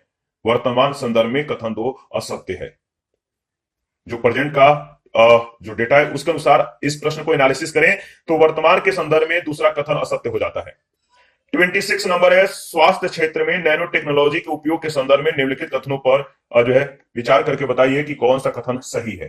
पहला, नैनो टेक्नोलॉजी के द्वारा लक्ष्य युक्त औषधि प्रदान करना यानी टारगेटेड ड्रग डिलीवरी संभव कर दिया गया है। नैनो टेक्नोलॉजी जीन उपचार यानी जीन थेरेपी में एक बड़ा योगदान दे सकती है। तो इन दोनों में से कौन सा कथन सत्य है आपको बताना है। देखिए इसका सही जवाब हो जाएगा, दोनों कथन जो है सत्य है, पहला और दूसरा। नैनो मेडिसिन औषधि वितरण की प्रभावकारिता बढ़ाने और साइड इफेक्ट न्यूनतम करने में सहायक है। नैनो पदार्थ जीन थेरेपी में जीनों को कोशिकाओं तक ले जाने के लिए प्रयोग किए जाते हैं। 27 नंबर है, नैनो द्रव्यों का सर्वाधिक महत्वपूर्ण जो गुण होता है वो क्या होता है। नैनो द्रव्यों का सर्वाधिक महत्वपूर्ण गुण क्या होता है, तो सही जवाब है घर्षण। बी ऑप्शन बिल्कुल करेक्ट ऑप्शन है। नैनो द्रव्यों का सर्वाधिक महत्वपूर्ण गुण घर्षण होता है। क्वांटम डॉट क्या है, बहुत ही महत्वपूर्ण है, कई बार यह प्रश्न पूछे जा चुके हैं। तो क्वांटम डॉट क्या है, सही जवाब है ये क्वांटम जो डॉट है अर्धचालक नैनो संरचना है, यानी डी ऑप्शन। ये क्वांटम डॉट अर्धचालक नैनो कण होते हैं जो इलेक्ट्रॉन के परिवहन में सक्षम होते हैं। जब कोई परावैंगनिक प्रकाश इन नैनो कणों से टकराता है तो ये विभिन्न रंगों का प्रकाश जो है उत्सर्जित करते हैं। इन कृत्रिम अर्धचालक नैनो कणों का अनुप्रयोग सौर सेल, प्रदीप्त जैविक लेवल इत्यादि में मिलता है। 29, नैनो तकनीक के निम्नलिखित उत्पादों या उदाहरणों को नैनो तकनीक के 4 पीढ़ियों के बढ़ते क्रम में व्यवस्थित कीजिए। ठीक है, 1 to 4 एवं दिए गए कूटों की सहायता से सही उत्तर का चयन कीजिए। तो देखिए अगर बात करें तो इसका सही जवाब क्या होगा आप बताइएगा। इसका अच्छा पहले आप पूरा मतलब कि कूट को देख लीजिए। ये रहा आपका कूट और बताइए कि इनमें से कौन सा सही कूट है। प्रथम पीढ़ी के उत्पाद एरोसोल कोलाइड पॉलीमर के द्वारा। द्वितीय पीढ़ी के लिए उत्पाद थे लक्षित दवाएं, 3D ट्रांजिस्टर, एम्पलीफायर। तृतीय पीढ़ी के थर्ड जनरेशन के जो उत्पाद थे वो था रोबोटिक्स, 3D नेटवर्किंग। फोर्थ जो जनरेशन है इसके अंतर्गत आणविक विनिर्माण। और इन 4 पीढ़ियों के उत्पादों को बढ़ते क्रम में व्यवस्थित करने पर सही जो उत्तर आएगा वो है डी ऑप्शन, ADBC होगा, ADBC। एक बार आप देख लीजिएगा, एनालिसिस करके आगे बढ़िएगा। नैनो हमिंग बर्ड है, नैनो हमिंग बर्ड क्या है? तो देखिए, अगर बात करें तो नैनो जो हमिंग बर्ड है, एक जेब के आकार का चालक रहित जासूसी वायुयान जिसका विकास संयुक्त राज्य अमेरिका में जो है किया जाता है। देखिए, नैनो हमिंग बर्ड जो है या नैनो वायु वाहन छोटा रिमोट के द्वारा संचालित विमान है जिनका विकास यूएसए में जो है यूएसए के द्वारा या यूएसए अमेरिका के द्वारा किया गया है। एनरॉन शक्ति परियोजना का स्थल कहां है? एनरॉन शक्ति परियोजना का जो स्थल है वो कहां है, आप बताइए। तो देखिए, इसका सही जवाब हो जाएगा दाभोल में है, यानी डी ऑप्शन। महाराष्ट्र के रत्नागिरी जिले में स्थित दाभोल में दाभोल शक्ति परियोजना स्थित है। इस शक्ति परियोजना का निर्माण दाभोल पावर कंपनी ने किया है, जो एनरॉन, जनरल इलेक्ट्रिक, बीएचटेल, ठीक है, इसके बाद कॉरपोरेशन तथा महाराष्ट्र पावर डेवलपमेंट कॉरपोरेशन का संयुक्त उपक्रम है। भारतीय विज्ञान कांग्रेस 2001 की विषय वस्तु क्या थी? भारतीय विज्ञान कांग्रेस 2001 की विषय वस्तु क्या थी? तो सही जवाब हो जाएगा, याद रखिएगा, खाद्य पोषण और पर्यावरण सुरक्षा। ऑप्शन ए बिल्कुल सही जवाब है, करेक्ट ऑप्शन है। इसके बारे में अगर बात करें तो भारतीय विज्ञान कांग्रेस का 88वां यानी 88वां अधिवेशन नई दिल्ली में 3 से 7 जनवरी 2001 के बीच संपन्न हुआ था। इस अधिवेशन का केंद्रीय विषय खाद्य पोषण और पर्यावरण सुरक्षा था। 3 से 7 जनवरी 2019 के मध्य 126वीं भारतीय विज्ञान कांग्रेस का आयोजन लवली प्रोफेशनल यूनिवर्सिटी फगवाड़ा यानी पंजाब में किया गया। इसका मुख्य विषय भविष्य का भारत, विज्ञान एवं प्रौद्योगिकी। जो मुख्य थीम था वो क्या था? विज्ञान एवं प्रौद्योगिकी। भविष्य का भारत, विज्ञान एवं प्रौद्योगिकी, यानी भविष्य का जो भारत है, किस तरह से भारत होगा, तो भारत में विज्ञान होगा और बहुत ही अच्छे टेक्नोलॉजी के विकास किए जाएंगे, अच्छे टेक्नोलॉजी होगा। इस तरह से साइंस जो है काफी आगे प्रगति की ओर बढ़ेगा। 107वीं भारतीय विज्ञान कांग्रेस 3 से 7 जनवरी 2020 को university of agriculture sciences Bengaluru में आयोजित हुई। 108वीं भारतीय विज्ञान कांग्रेस का आयोजन जनवरी 2023 में राष्ट्र संत तुकोड़जी महाराज नागपुर विश्वविद्यालय में किया गया। 108वीं भारतीय विज्ञान कांग्रेस की जो विषय वस्तु थी, जो थीम थी, वो था महिला सशक्तिकरण के साथ सतत विकास के लिए विज्ञान और प्रौद्योगिकी। 33 नंबर है, निम्नलिखित संस्थानों में से किस एक को CSIR का ग्रामीण विकास के लिए विज्ञान और प्रौद्योगिकी नवाचार पुरस्कार 2006 मिला? तो सही जवाब है CLRI को, ऑप्शन ए इसका सही जवाब हो जाएगा। 26 सितंबर 2006 को विज्ञान भवन नई दिल्ली में तत्कालीन प्रधानमंत्री डॉक्टर मनमोहन सिंह ने वैज्ञानिक और प्रौद्योगिकी अनुसंधान परिषद के स्थापना दिवस के अवसर पर CSIR हीरक जयंती समारोह में भाग लिया। इसी समारोह में डॉक्टर मनमोहन सिंह ने ग्रामीण विकास के लिए विज्ञान और प्रौद्योगिकी नवाचार पुरस्कार सहित शांति स्वरूप भटनागर पुरस्कार एवं CSIR diamond jubilee technology award प्रदान किए। 2006 के लिए ग्रामीण विकास के लिए विज्ञान और प्रौद्योगिकी नवाचार पुरस्कार याद रखिएगा, केंद्रीय चर्म अनुसंधान संस्थान चेन्नई को प्रदान किया गया। 2010 का उक्त पुरस्कार डीआरडीओ के ले स्थित इकाई उच्च उन्तांश अनुसंधान रक्षा संस्थान यानी दीहा को जो है, और 2011 का उक्त पुरस्कार कृषि निर्देशालय उत्तर प्रदेश सरकार और राष्ट्रीय वनस्पति अनुसंधान संस्थान लखनऊ को संयुक्त रूप में प्रदान किया गया। 2012 का उक्त पुरस्कार केंद्रीय नामक व केंद्रीय रसायन अनुसंधान संस्थान भावनगर तथा aqua agri processing private limited नई दिल्ली को संयुक्त रूप से, तथा 2013 का जो है उक्त पुरस्कार कोशिकीय एवं आणविक जीव विज्ञान केंद्र हैदराबाद, चावल अनुसंधान निर्देशालय हैदराबाद को संयुक्त रूप से प्रदान किया गया। 2014 का पुरस्कार केंद्रीय औषधीय एवं सुगंध पौधा संस्थान लखनऊ को जो है प्रदान किया गया। 34 नंबर है, निम्नलिखित में से कौन सी संस्था विज्ञान और प्रौद्योगिकी से संबंधित नहीं है? वह कौन सी संस्था है जो विज्ञान और प्रौद्योगिकी से संबंधित नहीं है? वह आपका ICSSR। DST का मतलब विज्ञान और प्रौद्योगिकी विभाग, भारत सरकार। CSIR यानी वैज्ञानिक तथा औद्योगिक अनुसंधान परिषद। ICSSR भारतीय सामाजिक विज्ञान अनुसंधान परिषद। DAE का मतलब है परमाणु ऊर्जा विभाग, भारत सरकार। और इस प्रकार ICSSR विज्ञान और प्रौद्योगिकी से संबंधित नहीं है।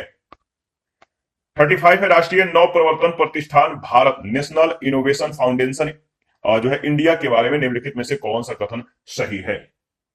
कौन सा कथन सत्य है, आप बताइए।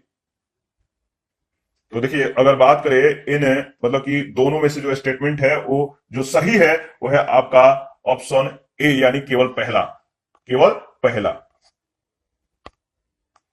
इसके बाद भारतीय अगर बात करें तो जो राष्ट्रीय नव प्रवर्तन प्रतिष्ठान जो भारत है, विज्ञान एवं प्रौद्योगिकी विभाग भारत सरकार का एक स्वायत्त शासी संस्थान है, संगठन है। इस संस्थान ने मार्च 2000 में वर्ष 2000 में तृणमूल प्रौद्योगिकी नव प्रवर्तनों एवं विशिष्ट पारंपरिक ज्ञान को सशक्त करने के लिए भारत की राष्ट्रीय पहल के रूप में कार्य करना जो है प्रारंभ किया था।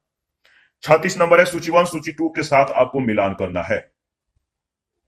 आपको सूची 1 सूची 2 के साथ मिलान करना है, तो चलिए मिलान करते हैं। इसका सही जवाब क्या होगा?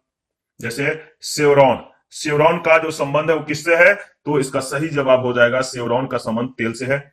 AT&T का जो संबंध है किससे है? तो टेलीफोन इंटरनेट से। AMD का जो संबंध है, AMD इसका संबंध है सूक्ष्म संसाधित यानी माइक्रो प्रोसेसर से। और इसके बाद अगर बात करें तो एनरकॉन, एनरकॉन का जो संबंध है वह पवन ऊर्जा, यानी इसका सही जवाब हो जाएगा कौन सा? तो याद रखिएगा ऑप्शन सी। शेवरॉन विश्व की विशालतम समन्वित ऊर्जा कंपनी है। इसका मुख्यालय सान रेमोन कैलिफोर्निया यानी यूएसए में है। इस कंपनी का व्यवसाय लगभग 180 देशों में मुख्यतः तेल और प्राकृतिक गैस के अनुसंधान, उत्पादन, रिफाइनिंग, मार्केटिंग और ट्रांसपोर्टेशन के रूप में संचालित किया जा रहा है। AT&T इंक वैश्विक संचार कंपनी है। इंटरनेट टेलीफोन के अतिरिक्त यहां कंपनी अगली पीढ़ी की दूरदर्शन सेवाओं को विस्तारित कर रही है। इसके बाद अगर बात करें तो AMD एडवांस माइक्रो डिवाइस की स्थापना 1969 में सनीवेल कैलिफोर्निया में की गई थी। यह मुख्य रूप से माइक्रो प्रोसेसर, मदरबोर्ड, चिपसेट आदि का निर्माण करती है और कंप्यूटरों के लिए मीडिया सॉल्यूशन की सेवाएं प्रदान करती है। एनरकॉन जो है इसकी स्थापना 1984 में एलॉय वोवेन ने की थी। यह कंपनी जो थी मुख्य रूप से पवन ऊर्जा टर्बाइनों का निर्माण करती है। दक्षिण गंगोत्री स्थित है। कहां पर? दक्षिण गंगोत्री अंटार्कटिका में स्थित है, याद रखिएगा, इंपॉर्टेंट है। श्वेत महादेश के नाम से प्रसिद्ध मतलब कि दक्षिणी जो गोलार्ध या दक्षिणी जो गंगोत्री है, दक्षिणी गोलार्ध में स्थित अंटार्कटिका में स्थापित भारत का यह पहला अनुसंधान केंद्र था। दक्षिण गंगोत्री था, ठीक है, पहला, और 1984 में स्थापित किया गया था। अंटार्कटिका में स्थापित भारत का दूसरा स्थायी शोध केंद्र मैत्री है। अंटार्कटिका के लार्स मैनहिल क्षेत्र में भारत का तीसरा अनुसंधान केंद्र स्थापित किया गया जिसका नाम भारती है। 38 दक्षिण ध्रुवीय शोध के लिए स्थापित प्रथम भारतीय स्टेशन का नाम है। दक्षिण ध्रुवीय शोध के लिए स्थापित प्रथम भारतीय स्टेशन का जो नाम है वह है दक्षिण गंगोत्री। इसके बाद 39 भारत के द्वारा अंटार्कटिका में हाल में निर्मित शोध स्टेशन का नाम जो है वो क्या क्या कहलाता है? भारत का अंटार्कटिका में हाल ही में निर्मित शोध स्टेशन जो कहलाता है उसका नाम बताइए। तो देखिए इसका जो सही जवाब हो जाएगा अगर बात करें तो सही जवाब है भारती, ऑप्शन ए बिल्कुल करेक्ट ऑप्शन है। देखिए तत्कालीन विज्ञान एवं प्रौद्योगिकी मंत्री कपिल सिब्बल ने 11 जनवरी 2011 को अंटार्कटिका में भारत के तीसरे शोध केंद्र भारती की आधारशिला रखी। भारत ने 1983-84 में अंटार्कटिका में दक्षिण गंगोत्री नाम से अपना पहला स्टेशन कायम किया था, जबकि 1988 और 89 में दूसरे अस्थायी स्टेशन मैत्री की स्थापना की थी। 40 नंबर है, अंटार्कटिका में भारत के द्वारा निर्माणाधीन नए शोध स्टेशन का नाम क्या है? तो आपको मालूम है इसका सही जवाब क्या होगा? बताइए इसका सही जवाब क्या होगा? अंटार्कटिका में भारत के द्वारा निर्माणाधीन नए शोध स्टेशन का जो नाम है वह है भारती। और इसी का संख्या 41 में पूछा गया है, कभी कभी समाचारों में देखे जाने वाला जो शब्द इंड आर्क है किसका नाम है? कभी कभी समाचारों में देखा जाने वाला शब्द इंड आर्क किसका नाम है? इसका सही जवाब है आर्कटिक क्षेत्र के वैज्ञानिक अध्ययन के लिए भारत की अंतर्जलीय वेधशाला यानी अंडर वाटर ऑब्जर्वेटरी। इंड आर्क आर्कटिक क्षेत्र के वैज्ञानिक अध्ययन के लिए भारत की बहु सेंसर अंतर्जलीय वेधशाला है। इसे जुलाई 2014 में स्थापित किया गया था। 42 है, निम्नलिखित में से कौन सा एक कथन ध्रुवीय कोड का सर्वोत्तम वर्णन करता है? निम्नलिखित में से कौन सा एक कथन ध्रुवीय कोड का सर्वोत्तम वर्णन करता है? तो सही जवाब है ध्रुवीय जलराशियों में परिचालन कर रहे जहाजों के लिए यह सुरक्षा का अंतरराष्ट्रीय कोड है। 1 जनवरी 2017 को अंतरराष्ट्रीय समुद्री संगठन के द्वारा the international code for ships operating in polar waters को लागू किया गया था। यह ध्रुवीय जलराशियों में परिचालन कर रहे जहाजों के लिए सुरक्षा का अंतरराष्ट्रीय कोड है। यह समुद्र में जीवन की सुरक्षा के लिए अंतर्राष्ट्रीय अभिसमय, याद रखिएगा, अंतर्राष्ट्रीय अभिसमय तथा अगर बात करें तो पोत, अंतर्राष्ट्रीय अभिसमय तथा पोतों से प्रदूषण के रोकथाम के लिए अंतर्राष्ट्रीय अभिसमय दोनों के तहत अनिवार्य है। पोलर कोड ध्रुवीय क्षेत्रों में कार्य करने वाले पोतों के प्रासंगिक डिजाइन, निर्माण, उपकरण, परिचालन, प्रशिक्षण, खोज और बचाव दोनों ध्रुवों के आसपास के दुर्गम जल क्षेत्र में परिचालित पोतों के लिए प्रासंगिक पर्यावरण संरक्षण के मामलों को पूरी तरह से समावेशित करता है। 43 है, उत्तराखंड में किस स्थान पर भारतीय मौसम विज्ञान ने एक डॉपलर वेदर रडार को स्थापित किया है? उत्तराखंड के किस स्थान पर भारतीय मौसम विभाग ने एक डॉपलर वेदर रडार को स्थापित किया है? तो इसका सही जवाब हो जाएगा मुक्तेश्वर, सी ऑप्शन। जनवरी 2021 में उत्तराखंड के पहले डॉपलर वेदर रडार का उद्घाटन मुक्तेश्वर, नैनीताल स्थित central institute of temperate horticulture के क्षेत्रीय स्टेशन में किया गया। इस रडार की स्थापना केंद्रीय पृथ्वी विज्ञान मंत्रालय की जो है मतलब इंटीग्रेटेड हिमालयन मेट्रोलॉजिकल प्रोजेक्ट के तहत की गई है, IHMP के तहत। 44 है, निम्नलिखित में से कौन सुमेलित नहीं है? कौन सुमेलित नहीं है? तो देखिए इसमें जो सही सुमेलित नहीं है वो है आपका सी ऑप्शन, आइसोहेलाइन का संबंध बर्फ वर्षा से दिया गया, जो कि सही सुमेलित नहीं है। आइसोहेलाइन समुद्र में समान लवणता वाले बिंदुओं को जोड़ने वाली रेखाओं को प्रदर्शित करता है। आइसोबार समान वायुदाब वाले, आइसोहाइट समान ऊंचाई वाले तथा आइसोबाथ समान गहराई वाले बिंदुओं को जोड़ने वाली रेखा दिखाता है। 45 है, निम्नलिखित में से कौन किसी जल निकाय में घनत्व प्रवणता को दर्शाती है? निम्नलिखित में से कौन किसी जल निकाय में घनत्व प्रवणता को दर्शाती है? तो सही जवाब है पिक्नोक्लाइन। पिक्नोक्लाइन इसका सही जवाब है, सी ऑप्शन। पिक्नोक्लाइन किसी जल निकाय में घनत्व प्रवणता को दर्शाती है। हेक्लोक्लाइन किसी जल निकाय में लवणता प्रवणता को प्रदर्शित करती है, जबकि थर्मोक्लाइन किसी जल या वायु निकाय में गहराई के साथ तीव्र तापमान परिवर्तन को दर्शाती है। 46 है, मैं आकाश गंगा का नागरिक हूं, उक्त कथन का श्रेय किसको दिया जाता है? मैं आकाश गंगा का नागरिक हूं, इस कथन का श्रेय किसको दिया जाता है? इसका सही जवाब क्या होगा बताइए? तो इसका सही जवाब है कल्पना चावला को इस कथन का श्रेय दिया जाता है। कल्पना चावला एक भारतीय अमेरिकी अंतरिक्ष यात्री और अंतरिक्ष शटल मिशन विशेषज्ञ थी। वे कोलंबिया अंतरिक्ष यान दुर्घटना में मारे गए 7 यात्री दल सदस्यों में से एक थी। मैं आकाश गंगा का नागरिक हूं, यह कल्पना चावला का ही कथन था। 47 प्रथम भारी पानी संयंत्र स्थापित किया गया था। प्रथम भारी पानी संयंत्र स्थापित किया गया था तो कहां पर? नांगल में, सी ऑप्शन इसका सही जवाब है। देखिए अगर बात करें तो भारत सरकार के परमाणु ऊर्जा विभाग के द्वारा देश का पहला भारी जल संयंत्र पंजाब के रूपनगर जिले के नांगल कस्बे में राष्ट्रीय उर्वरक लिमिटेड के परिसर में 1962 में स्थापित किया गया था। 48 है, निम्नलिखित में से कौन सा एक प्रकृति में अनुचुंबकीय है? 4 ऑप्शन है, ऑप्शन को देखिए, एनालिसिस कीजिए, बताइए कि कौन जो अगर बात करें तो निम्नलिखित में से कौन जो एक है प्रकृति में अनुचुंबकीय है? प्रकृति में जो अनुचुंबकीय है निम्नलिखित में से जो एक है वो है आपका ऑक्सीजन, सी ऑप्शन। अनुचुंबकीय पदार्थ वे पदार्थ होते हैं जो किसी चुंबकीय क्षेत्र में रखे जाने पर क्षेत्र की दिशा में आंशिक रूप से ही चुंबकित होते हैं तथा किसी अति चुंबक के समीप लाए जाने पर ही आकर्षित होते हैं। इनके उदाहरण है oxygen, platinum, sodium, aluminium, manganese, potassium, chromium. ये सभी किसके उदाहरण है? अनुचुंबकीय पदार्थ के। 49 है, निम्नलिखित में से कौन धातु चुंबक के द्वारा आकर्षित नहीं होती है? वह कौन सा धातु है जो चुंबक के द्वारा आकर्षित नहीं होती, यानी चुंबक में चिपकता नहीं है? सही जवाब है एल्यूमिनियम। लोहा, निकेल, कोबाल्ट लौह चुंबकीय पदार्थ है, यानी ये चुंबक की तरफ आकर्षित होते हैं तथा तीव्रता से चुंबक के द्वारा क्या होते हैं? चिपक जाते हैं। एल्यूमिनियम अनुचुंबकीय पदार्थ है जो केवल अति शक्तिशाली चुंबक के द्वारा ही आकर्षित होता है। 50 निम्न में से कौन विद्युत चुंबकीय है? विद्युत अचुंबकीय है। निम्नलिखित में से वह कौन है जो विद्युत अचुंबकीय है? तो देखिए अगर बात करें तो विद्युत अचुंबकीय जो है इनमें से जो सही जवाब हो जाएगा वो हो जाएगा तांबा। तांबा जो है विद्युत अचुंबकीय है। इसके बारे में अगर बात करें तो याद रखिएगा तांबा जो होता है विद्युत अचुंबकीय पदार्थ है। 51 चुंबकीय सुई किस तरफ संकेत करती है? चुंबकीय सुई किस तरफ संकेत करती है? तो उत्तर दिशा की तरफ।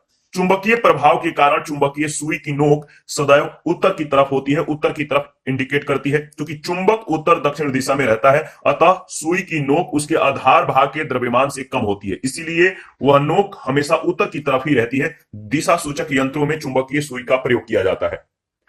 निम्नलिखित में से किसे टेप रिकॉर्डरों के टेप जो होते हैं लेपित होती है?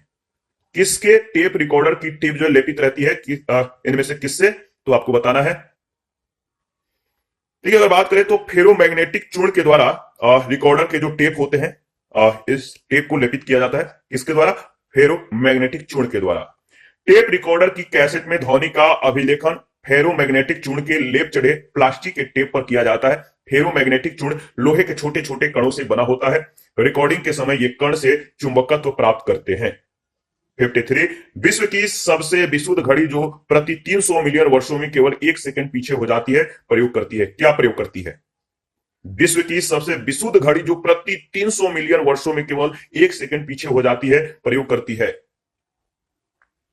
तो स्ट्रोंशियम परमाणु का यह प्रयोग करती है, तो सी ऑप्शन इसका सही जवाब हो जाएगा, स्ट्रोंशियम परमाणु।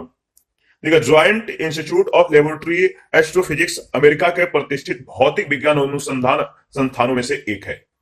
यानी जो JILA है, ये अमेरिका के प्रतिष्ठित भौतिक विज्ञान अनुसंधान संस्थानों में से एक है।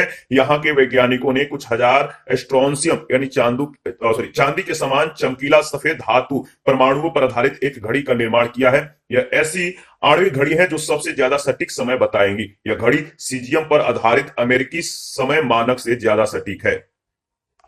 54 है, स्वचालित कलाई घड़ियों में ऊर्जा मिलती है। स्वचालित कलाई घड़ियों में जो ऊर्जा मिलती है, कैसे मिलती है? तो याद रखिएगा, हमारे हाथ के विभिन्न संचलन से जो है इन्हें ऊर्जा मिलती है। D option. स्वचालित कलाई के घड़ियों को चलाने के लिए ऊर्जा के लिए बैटरी की जरूरत नहीं होती है। यह घड़ी पहनने वालों के हाथ के संचलन से चलने के लिए ऊर्जा प्राप्त कर लेती है। 2 से 3 दिन ये घड़ियां हाथ में नहीं पहनने जाने पर बंद हो जाएंगी। प्रश्न संख्या 55 है, किसी इलेक्ट्रॉनिक घड़ी में लोलक घड़ी के लोलक के समतुल्य ऊर्जा जो होता है वो क्या होता है? किसी इलेक्ट्रॉनिक घड़ी में लोलक घड़ी के लोलक के समतुल्य जो ऊर्जा होता है क्रिस्टलीय दोलित्र होता है, यानी बी ऑप्शन। इलेक्ट्रॉनिक घड़ी में प्रयुक्त क्रिस्टलीय दोलित्र घड़ी में कंपन उत्पन्न करता है। इसके परिणाम स्वरूप इलेक्ट्रॉनिक घड़ी समय निर्देशित करती है। यही कार्य लोलक घड़ी में लोलक करता है। 56 है, घड़ी में स्फटिक क्रिस्टल का कार्य किस पर आधारित है? घड़ी में स्फटिक क्रिस्टल का जो कार्य है किस पर आधारित है? तो याद रखिएगा, दाब विद्युत प्रभाव पर। किस पर आधारित है? दाब विद्युत प्रभाव। घड़ी में प्रयुक्त स्फटिक क्रिस्टल का कार्य दाब विद्युत प्रभाव पर आधारित है। कुछ पदार्थों में यांत्रिक दबाव के कारण विद्युत उत्पन्न करने की क्षमता होती है, जिसे दाब विद्युत प्रभाव कहा जाता है। 57 है, MOEMS का पूर्ण रूप है। MOEMS का पूर्ण रूप क्या है? तो सही जवाब है micro opto electromechanical system. Micro opto electromechanical system यानी बी ऑप्शन सही जवाब है। देखिए, माइक्रो ऑप्टो इलेक्ट्रोमैकेनिकल सिस्टम यानी MOEMS के अंतर्गत विभिन्न उपकरण जैसे optical switch, optical cross connect, micro bolometer आदि जो है शामिल होते हैं। 58 है, रोबोटिक्स के संदर्भ में पूमा क्या है? रोबोटिक्स के संदर्भ में जो पूमा है वो क्या है? Programmable universal machine for assembly. Programmable universal machine for assembly, याद रखिएगा, सी ऑप्शन बिल्कुल करेक्ट जवाब है। देखिए, अगर बात करें तो पूमा का पूर्ण रूप programmable universal machine for assembly है। यह एक औद्योगिक रोबोटिक बाहु है, आर्म है, इंडस्ट्रियल रोबोटिक ये आर्म है जिसका विकास विक्टर सिनमैन ने किया था। इसका उपयोग ऑटोमोबाइल घटकों की असेंबलिंग में जो है होता है। 59 है, निम्नलिखित कथनों पर विचार कीजिए। कुछ कथन दिए गए हैं, उपयुक्त में से कौन सा तकनीकी के वर्तमान स्तर पर उपयुक्त गतिविधियों में से किसे ड्रोन के प्रयोग से सफलतापूर्वक किया जा सकता है? पहला है, जैसे खेत में फसल पर पीड़कनाशी छिड़कना, सक्रिय ज्वालामुखियों के मुखों का निरीक्षण करना और डीएनए विश्लेषण के लिए उत्क्षेपण करती हुई व्हेलों के श्वास के नमूने जो है एकत्र करना। तो उपयुक्त गतिविधियों में से किसे ड्रोन के प्रयोग से सफलतापूर्वक किया जा सकता है, इनमें से कौन सा सही जवाब है? देखिए अगर बात करें तो तीनों सही जवाब है। ड्रोन के प्रयोग से इनको सफल किया जा सकता है, डी ऑप्शन। ड्रोन आधुनिक युग की तकनीक का एक नया आयाम है। वर्तमान में इसका उपयोग खेत में फसल पर पीड़कनाशी छिड़कना, सक्रिय ज्वालामुखियों के मुखों का निरीक्षण करना, डीएनए विश्लेषण के लिए उत्क्षेपण करती हुई वेलों के श्वास के नमूने एकत्र करना, खुफिया जानकारी जुटाने जैसे इत्यादि कार्यों में होता है। दिसंबर 2019 में छपे एक लेख के अनुसार खमाम जिला यानी तेलंगाना के किसानों के द्वारा खेतों में पीड़कनाशियों के छिड़काव के लिए ड्रोनों को किराए पर लिया गया था। अनुसंधानकर्ताओं के द्वारा इंडोनेशिया एवं ग्वाटेमाला में ज्वालामुखियों के निरीक्षण के लिए ड्रोनों का उपयोग किया जा रहा है। 2017 में पहली बार उत्क्षेपण करती हुई वेलों के श्वास के नमूने जो है एकत्र किए गए। 60 है, सेंट्रल इलेक्ट्रोकेमिकल रिसर्च इंस्टीट्यूट की स्थापना अलगप्पा चेटियार, डॉक्टर शांति स्वरूप भटनागर एवं पंडित जवाहरलाल नेहरू के प्रयासों से कहां और कब की गई?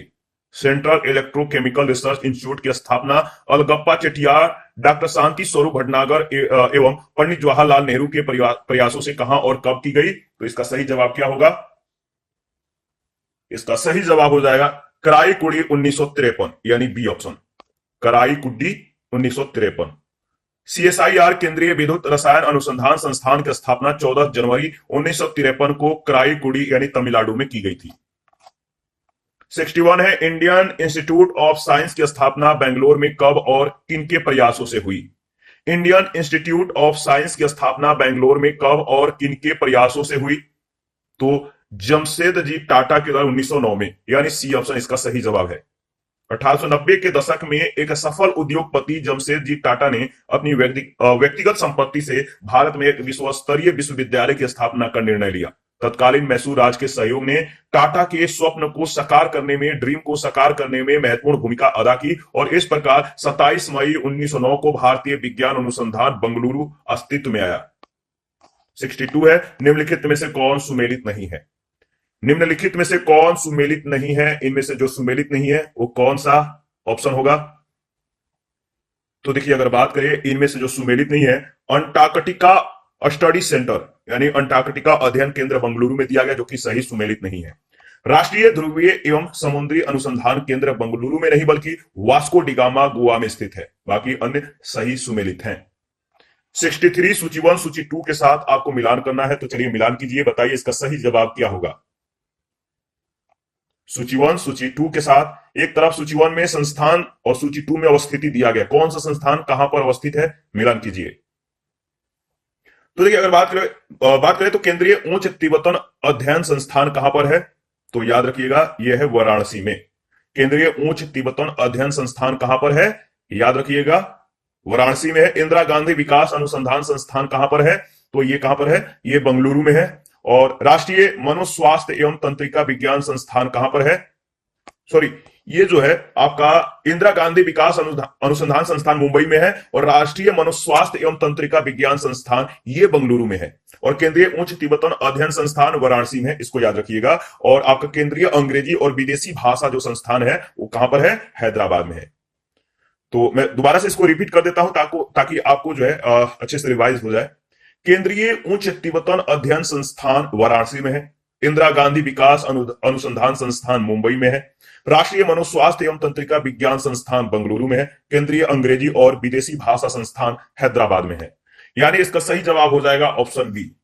ऑप्शन बी बिल्कुल करेक्ट ऑप्शन है। दोबारा से इसको रिवाइज भी करेंगे। केंद्रीय उच्च तिब्बतन अध्ययन संस्थान वाराणसी में है, इंदिरा गांधी विकास अनुसंधान संस्थान मुंबई में है, राष्ट्रीय मनोस्वास्थ्य एवं तंत्रिका विज्ञान संस्थान बेंगलुरु में है और केंद्रीय अंग्रेजी तथा विदेशी संस्थान भाषा संस्थान जो है ये हैदराबाद में है। Indian institute of naturopathy and यौगिक साइंस स्थित है। Indian institute of naturopathy and यौगिक साइंस कहां पर स्थित है? तो बेंगलुरु में, डी ऑप्शन।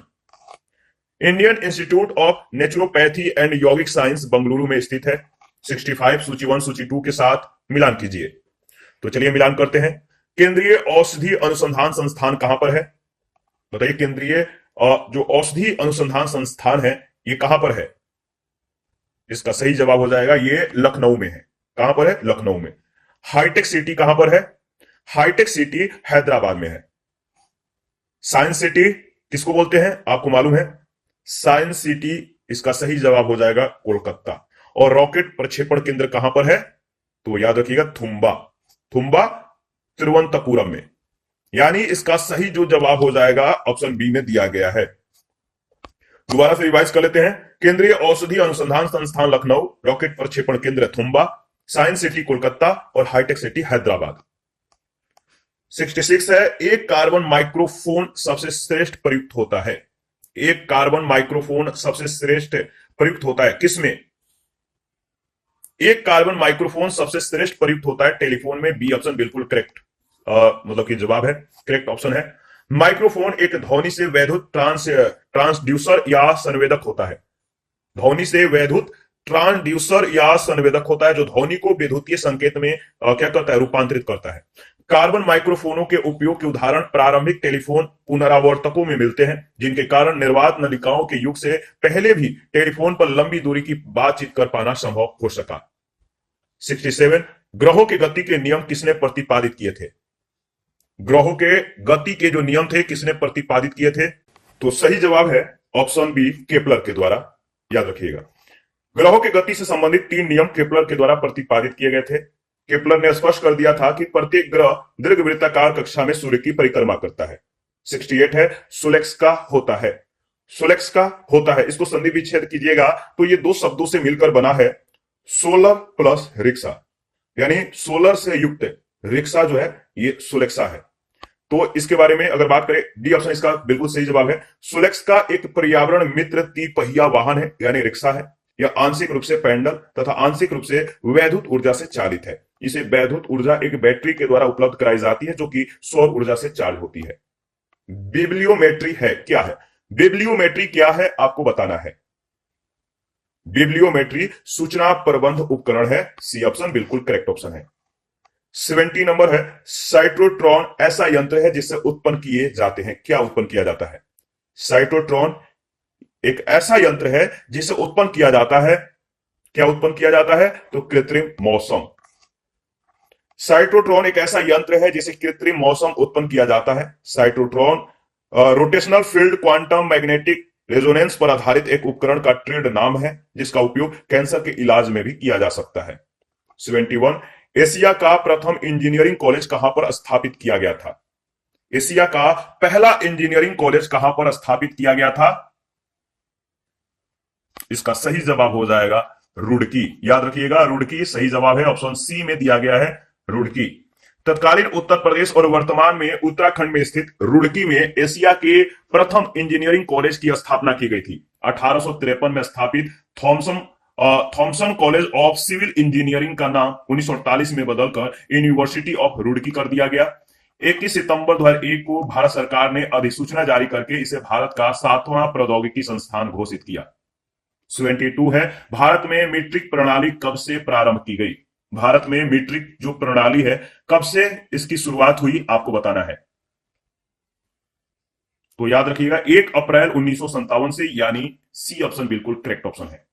भारत में 1 अप्रैल 1957 से मुद्रा की मीट्रिक प्रणाली यानी दशमलव प्रणाली का आरंभ किया गया। 1 अप्रैल 1957 से 1964 तक टकसाल से उत्पादित पैसा को नया पैसा कहा गया। इसके बाद टैकियान से क्या तात्पर्य है? टैकियान से क्या तात्पर्य है? तो टैकियान का जो टैकियान है इसका मतलब है प्रकाश गति से तीव्र गति करने वाले कण। इसका जो संबंध है ऑप्शन ए में दिया गया है। टैकियान ग्रीक भाषा का शब्द है, वर्ड है। इसका अर्थ है कि ऐसे परिकल्पनात्मक कण जो प्रकाश की गति से तीव्र गति से चलते हैं। 74, सूची 1 सूची 2 के साथ मिलान करना है। सूची 1 में व्यक्ति, सूची 2 में कैसे जाना जाता है, आपको जो है मिलान करना है। तो देखिए अगर बात करें तो जो पहला नाम है जॉन सी मेथर, इनको किस रूप में जाना जाता है, किस योगदान के लिए जाना जाता है? तो याद रखिएगा सही जवाब है भौतिकी में नोबेल पुरस्कार 2006 के विजेता के रूप में इन्हें जाना जाता है, जॉन सी मेथर। और माइकल ग्रिफिन का जो संबंध है वह आपका नासा के प्रशासक के रूप में। और पॉल जी एलन का जो संबंध है वह माइक्रोसॉफ्ट के सह संस्थापक। और पियर्स सेलर्स का जो संबंध है बताइए, ये अंतरिक्ष पद यात्री थे। यानी इसका सही जो मिलान दिया गया है ऑप्शन सी में दिया गया है, याद रखिएगा। जॉन सी मेथर नासा के गोडार्ड स्पेस फ्लाइट सेंटर में ऑब्जर्वेशनल कॉस्मोलॉजी लेबोरेटरी में वरिष्ठ खगोलविद और जेम्स वेब स्पेस टेलीस्कोप के वरिष्ठ परियोजना वैज्ञानिक हैं। इन्हें 2006 में जॉर्ज असमट के साथ संयुक्त रूप से भौतिकी का नोबेल पुरस्कार प्रदान किया जा चुका है। माइकल ग्रिफिन 13 अप्रैल 2005 से 20 जनवरी 2009 तक national aeronautics and space administration के यानी नासा के 11वें प्रशासक थे। पॉल गार्डनर एलन माइक्रोसॉफ्ट के सह संस्थापक हैं। 1975 में बिल गेट्स के साथ ये जुड़े। पियर्स जे सेलर्स नासा ने इन्हें जो है 1996 में अंतरिक्ष यात्री के रूप में चुना। इन्हें अंतरिक्ष में मतलब कि कुल मिलाकर 34 दिन 23 घंटे 3 मिनट और 56 सेकंड जो है व्यतीत करने का अनुभव प्राप्त हुआ, जिनमें अंतरिक्ष पद यात्रा भी सम्मिलित है। 75 है राजा रमन्ना के बारे में निम्नलिखित पर विचार कीजिए। राजा रमन्ना के बारे में आपको बताना है, कुछ कथन दिए गए हैं, जैसे 4 कथन है राजा रमन्ना के बारे में, इनमें से कौन सही है? देखिए, राजा रमन्ना के बारे में अगर बात करें तो पहला कथन है आणविक उपकरण के परीक्षण करने वाले वैज्ञानिकों के टीम का वह निर्देशक अधिकारी था, बिल्कुल सही है, याद रखिए। दूसरा, 1975 में उन्हें पद्म विभूषण प्रदान किया गया, सही है। 1990 में उन्हें रक्षा का संघीय राज्य मंत्री बनाया गया, यह भी सही है। उन्होंने the structure of music in Raga and western system नामक पुस्तक की लेखन किया, यह भी सही है। पहला, दूसरा, तीसरा, चौथा, यानी ऑप्शन ए बिल्कुल करेक्ट ऑप्शन है। राजा रमन्ना एक भारतीय परमाणु वैज्ञानिक थे। इन्होंने 1974 में भारत का पहला परमाणु परीक्षण यानी स्माइलिंग बुद्धा करने वाले ये वैज्ञानिक दल का नेतृत्व किया था। 1975 में इन्हें पद्म विभूषण से सम्मानित किया गया। 1990 में पीवीसी सरकार में पीवीसी सरकार थे, इस सरकार में राजा रमन्ना को रक्षा राज्य मंत्री बनाया गया था। और डॉक्टर राजा रमन्ना बहुमुखी प्रतिभा के धनी व्यक्ति थे। परमाणु भौतिकी के साथ साथ संगीत और दर्शन में भी उनकी गहरी रुचि थी। संगीत उनके दिल के बहुत करीब था और इसी कारण उन्हें इस विषय पर एक पुस्तक the structure of music in Raga and western system भी लिखी 1993 में। इसके बाद 76 है वाटर जेट तकनीक का उपयोग किया जाता है। वाटर जेट तकनीक का उपयोग बताइए किसमें किया जाता है? सही जवाब है खदानों के वेधन में, यानी बी ऑप्शन बिल्कुल सही जवाब है। आगे बढ़ते हैं, इसके बारे में कुछ पॉइंट दिया गया, देख लेते हैं। वाटर जेट प्रणाली में पतली पाइप के द्वारा पानी की धार को तेज गति से छोड़ा जाता है। इसका अनुप्रयोग खदान उद्योग से लेकर वैज्ञानिकी तक में किया जाता है। इन उद्योगों में यह काटने, आकार देने और वेधन कार्य में उपयोगी है। 77 लेसर बीम का उपयोग होता है। लेसर बीम का उपयोग किसमें होता है? देखिए, अगर बात करें तो जो ऑप्शन देना चाहिए इसमें सही ऑप्शन नहीं है, डाउटफुल है। चिकित्सा के क्षेत्र में लेसर बीम का सर्वाधिक उपयोग संवेदनशील शल्य चिकित्सा जैसे कॉर्निया के प्रत्यारोपण में किया जाता है, या किडनी स्टोन, कैंसर, ट्यूमर और मस्तिष्क के ऑपरेशन में भी इस्तेमाल की जाती है। 71 सूची 1 सूची 2 के साथ आपको मिलान करना है, तो चलिए मिलान करते हैं। इसका सही जवाब क्या होगा बताइए। ठीक है, अगर मिलान कीजिएगा, शुष्क बर्फ किसको बोलते हैं? तो शुष्क बर्फ ठोस कार्बन डाइऑक्साइड को बोलते हैं, यानी ए का थर्ड। जीन थेरेपी का जो संबंध है किससे है? जीन थेरेपी का जो संबंध है वह है रक्त रोगों के उपचार से। और क्रायोनिक्स का जो संबंध है किससे है? क्रायोनिक्स इसका संबंध है पुनर्जीवित करने के लिए जीवित पिंडों का जमन, यानी सी का सेकंड। और कोबाल 60 ये कैंसर उपचार के लिए उपयुक्त है, यानी इसका सही जवाब हो जाएगा ऑप्शन सी। ठीक है, शुष्क बर्फ मूलतः जो है ठोस कार्बन डाइऑक्साइड होता है। कोबाल्ट 60 का प्रयोग कैंसर के उपचार के लिए किया जाता है। क्रायोनिक्स कम तापमान पर इंसानों और जानवरों के शरीर को संरक्षित रखने के लिए अपनाई जाने वाली प्रक्रिया है। जीन थेरेपी में रोगग्रस्त जीनों को निकालकर रोग मुक्त बनाया जाता है। 79 निम्नलिखित में से कौन सुमेलित नहीं है? जो सुमेलित नहीं है वो कौन सा है? सही जवाब है एडोब का संबंध हार्डवेयर से दिया गया, जो कि सही सुमेलित नहीं है। डी ऑप्शन बिल्कुल करेक्ट ऑप्शन है। देखिए, एडोब सिस्टम्स कैलिफोर्निया में स्थित एक अमेरिकी बहुराष्ट्रीय सॉफ्टवेयर कंपनी है। यह कंपनी मुख्य रूप से मल्टीमीडिया और रचनात्मक सॉफ्टवेयर उत्पादों के निर्माण पर ध्यान केंद्रित करती है। 80 नंबर, निम्नलिखित में से कौन सा कथन सत्य है? कौन सा कथन सत्य है? इनमें से जो कथन सत्य है वह आपका कार्बन मोनोऑक्साइड गैस से अधिक वायु प्रदूषण होता है, यानी सी ऑप्शन बिल्कुल सही जवाब है। देखिए, जॉन्स हॉकिंस का जन्म 19 मई 1795 को मैरीलैंड में हुआ था। वे जॉन्स हॉकिंस विश्वविद्यालय तथा जॉन्स हॉकिंस अस्पताल के संस्थापक थे। होम्योपैथी उपचार के प्रणेता डॉक्टर हैनीमैन थे। और 12 फरवरी 1809 को जन्मे चार्ल्स डार्विन ब्रिटिश पर्यावरण वैज्ञानिक थे। इन्होंने विकास का सिद्धांत यानी थ्योरी ऑफ इवोल्यूशन प्रतिपादित किया। कार्बन मोनोऑक्साइड को पौधे ग्रहण नहीं करते हैं, यह प्रदूषण उत्पन्न करती है। वास्को द गामा एक पुर्तगाली अन्वेषक था।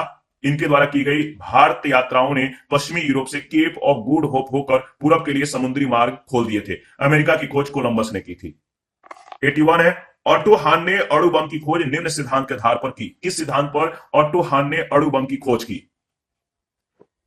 इसका सही जवाब हो जाएगा नाभिकीय विखंडन के सिद्धांत के आधार पर ऑटो हान ने अणु बम की खोज की, यानी बी ऑप्शन इसका सही जवाब है।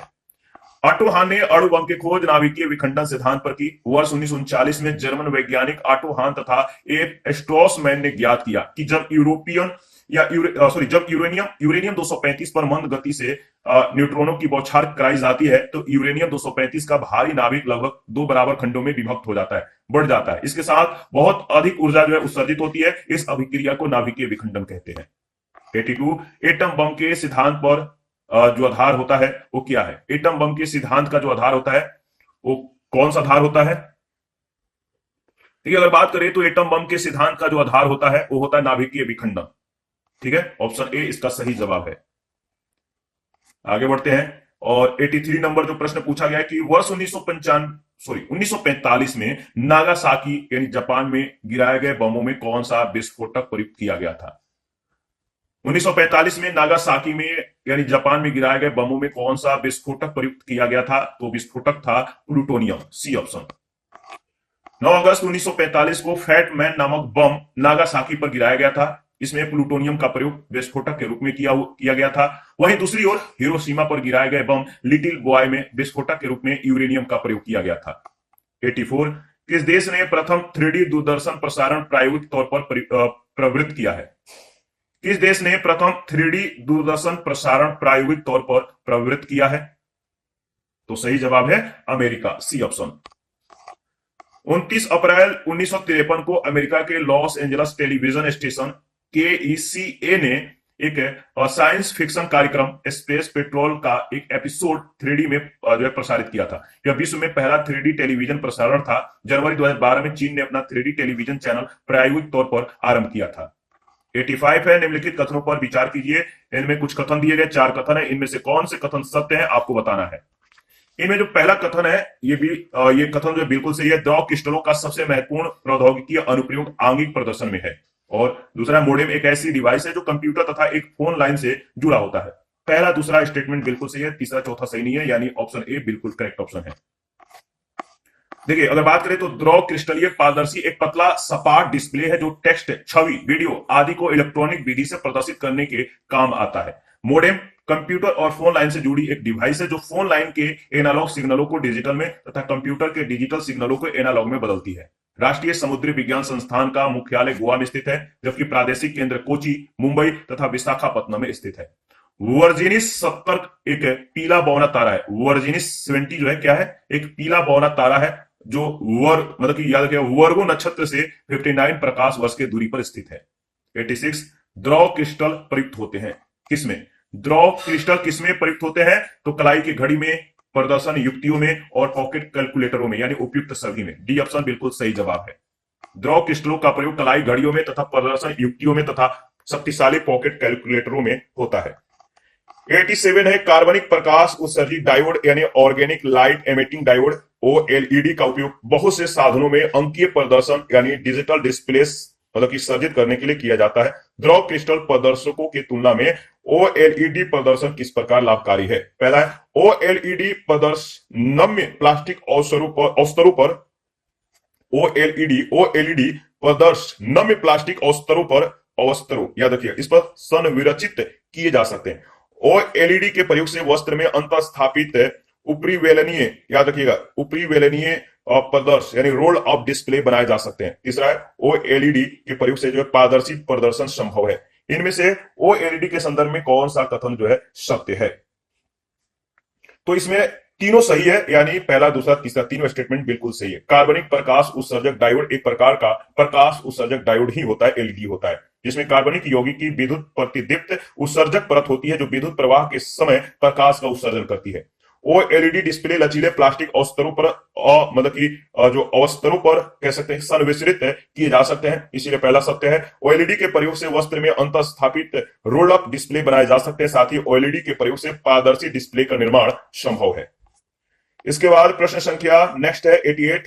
16:9 के चित्र अभिमुखता अनुपात यानी पिक्चर आस्पेक्ट रेशियो के साथ प्रदर्शन विभेदन 1080 पी का अर्थ है। डिस्प्ले रेजोल्यूशन 1080 पी का क्या है? तो सही जवाब है 1920 इंटू 1080 पिक्सल्स यानी पी ऑप्शन। 1080 पिक्सल को फुल एलडी रेजोल्यूशन के रूप में जो है जाना जाता है। यह 1920 इंटू 1080 पिक्सल का डिस्प्ले रेजोल्यूशन होता है। रेजोल्यूशन से यह पता चलता है कि किसी डिस्प्ले में चौड़ाई और ऊंचाई यानी विड्थ और हाइट प्रारूप में कितने पिक्सल होते हैं। 89 निम्नलिखित युक्तियों में से किसको मोटर गाड़ियों के इंजन को ठंडा करने के लिए प्रयोग में लाया जाता है? मोटर गाड़ी के जो इंजन होते हैं इनको ठंडा करने के लिए इनमें से किसका प्रयोग किया जाता है? तो सही जवाब है रेडिएटर का। ठीक है, रेडिएटर मोटर गाड़ी के इंजन को ठंडा करने के लिए प्रयोग में लाया जाता है। पॉलीग्राफ झूठ का पता लगाने, जो झूठ बोलते हैं इनका पता लगाने के लिए यह एक यंत्र है। टरबाइन के द्वारा जो टरबाइन होता है इसके द्वारा बहते हुए द्रव के गतिज ऊर्जा का घूर्णन ऊर्जा में परिवर्तन करने के लिए जो है यह यांत्रिक ऊर्जा प्राप्त करता है। और स्क्वाड्रेंट नौ संचालन तथा खगोल विज्ञान में ऊंचाई और कोणों को मापने वाला यंत्र है। प्रश्न संख्या 90 है 90 मोबाइल तथा ऑटोमोबाइल ने भारतीयों विशेष रूप से ग्रामीण क्षेत्रों के लोगों में सामाजिक जीवन में निम्नलिखित में से कैसी संबंध में एक क्रांति ला दी है, आपको बताना है। मोबाइल तथा ऑटोमोबाइल ने भारतीय विशेष रूप से ग्रामीण क्षेत्रों के लोगों के सामाजिक जीवन में किससे या कैसी क्रांति ला दी है, उनका जो संबंध है किस क्रांति से आपको बताना है। लोगों के आवागमन के संबंध में है, लोगों के जुड़ाव के संबंध में, लोगों के संवेदनशीलता के संबंध में है। तो इसका सही जवाब हो जाएगा अगर बात करें तो पहला और दूसरा, ए ऑप्शन बिल्कुल सही जवाब है। मोबाइल फोन से जहां लोगों के जुड़ाव के संबंध में क्रांति आई है, वहीं ऑटोमोबाइल क्रांति से लोगों के आवागमन के नए नए साधन जो है प्राप्त हुए हैं। इसी के साथ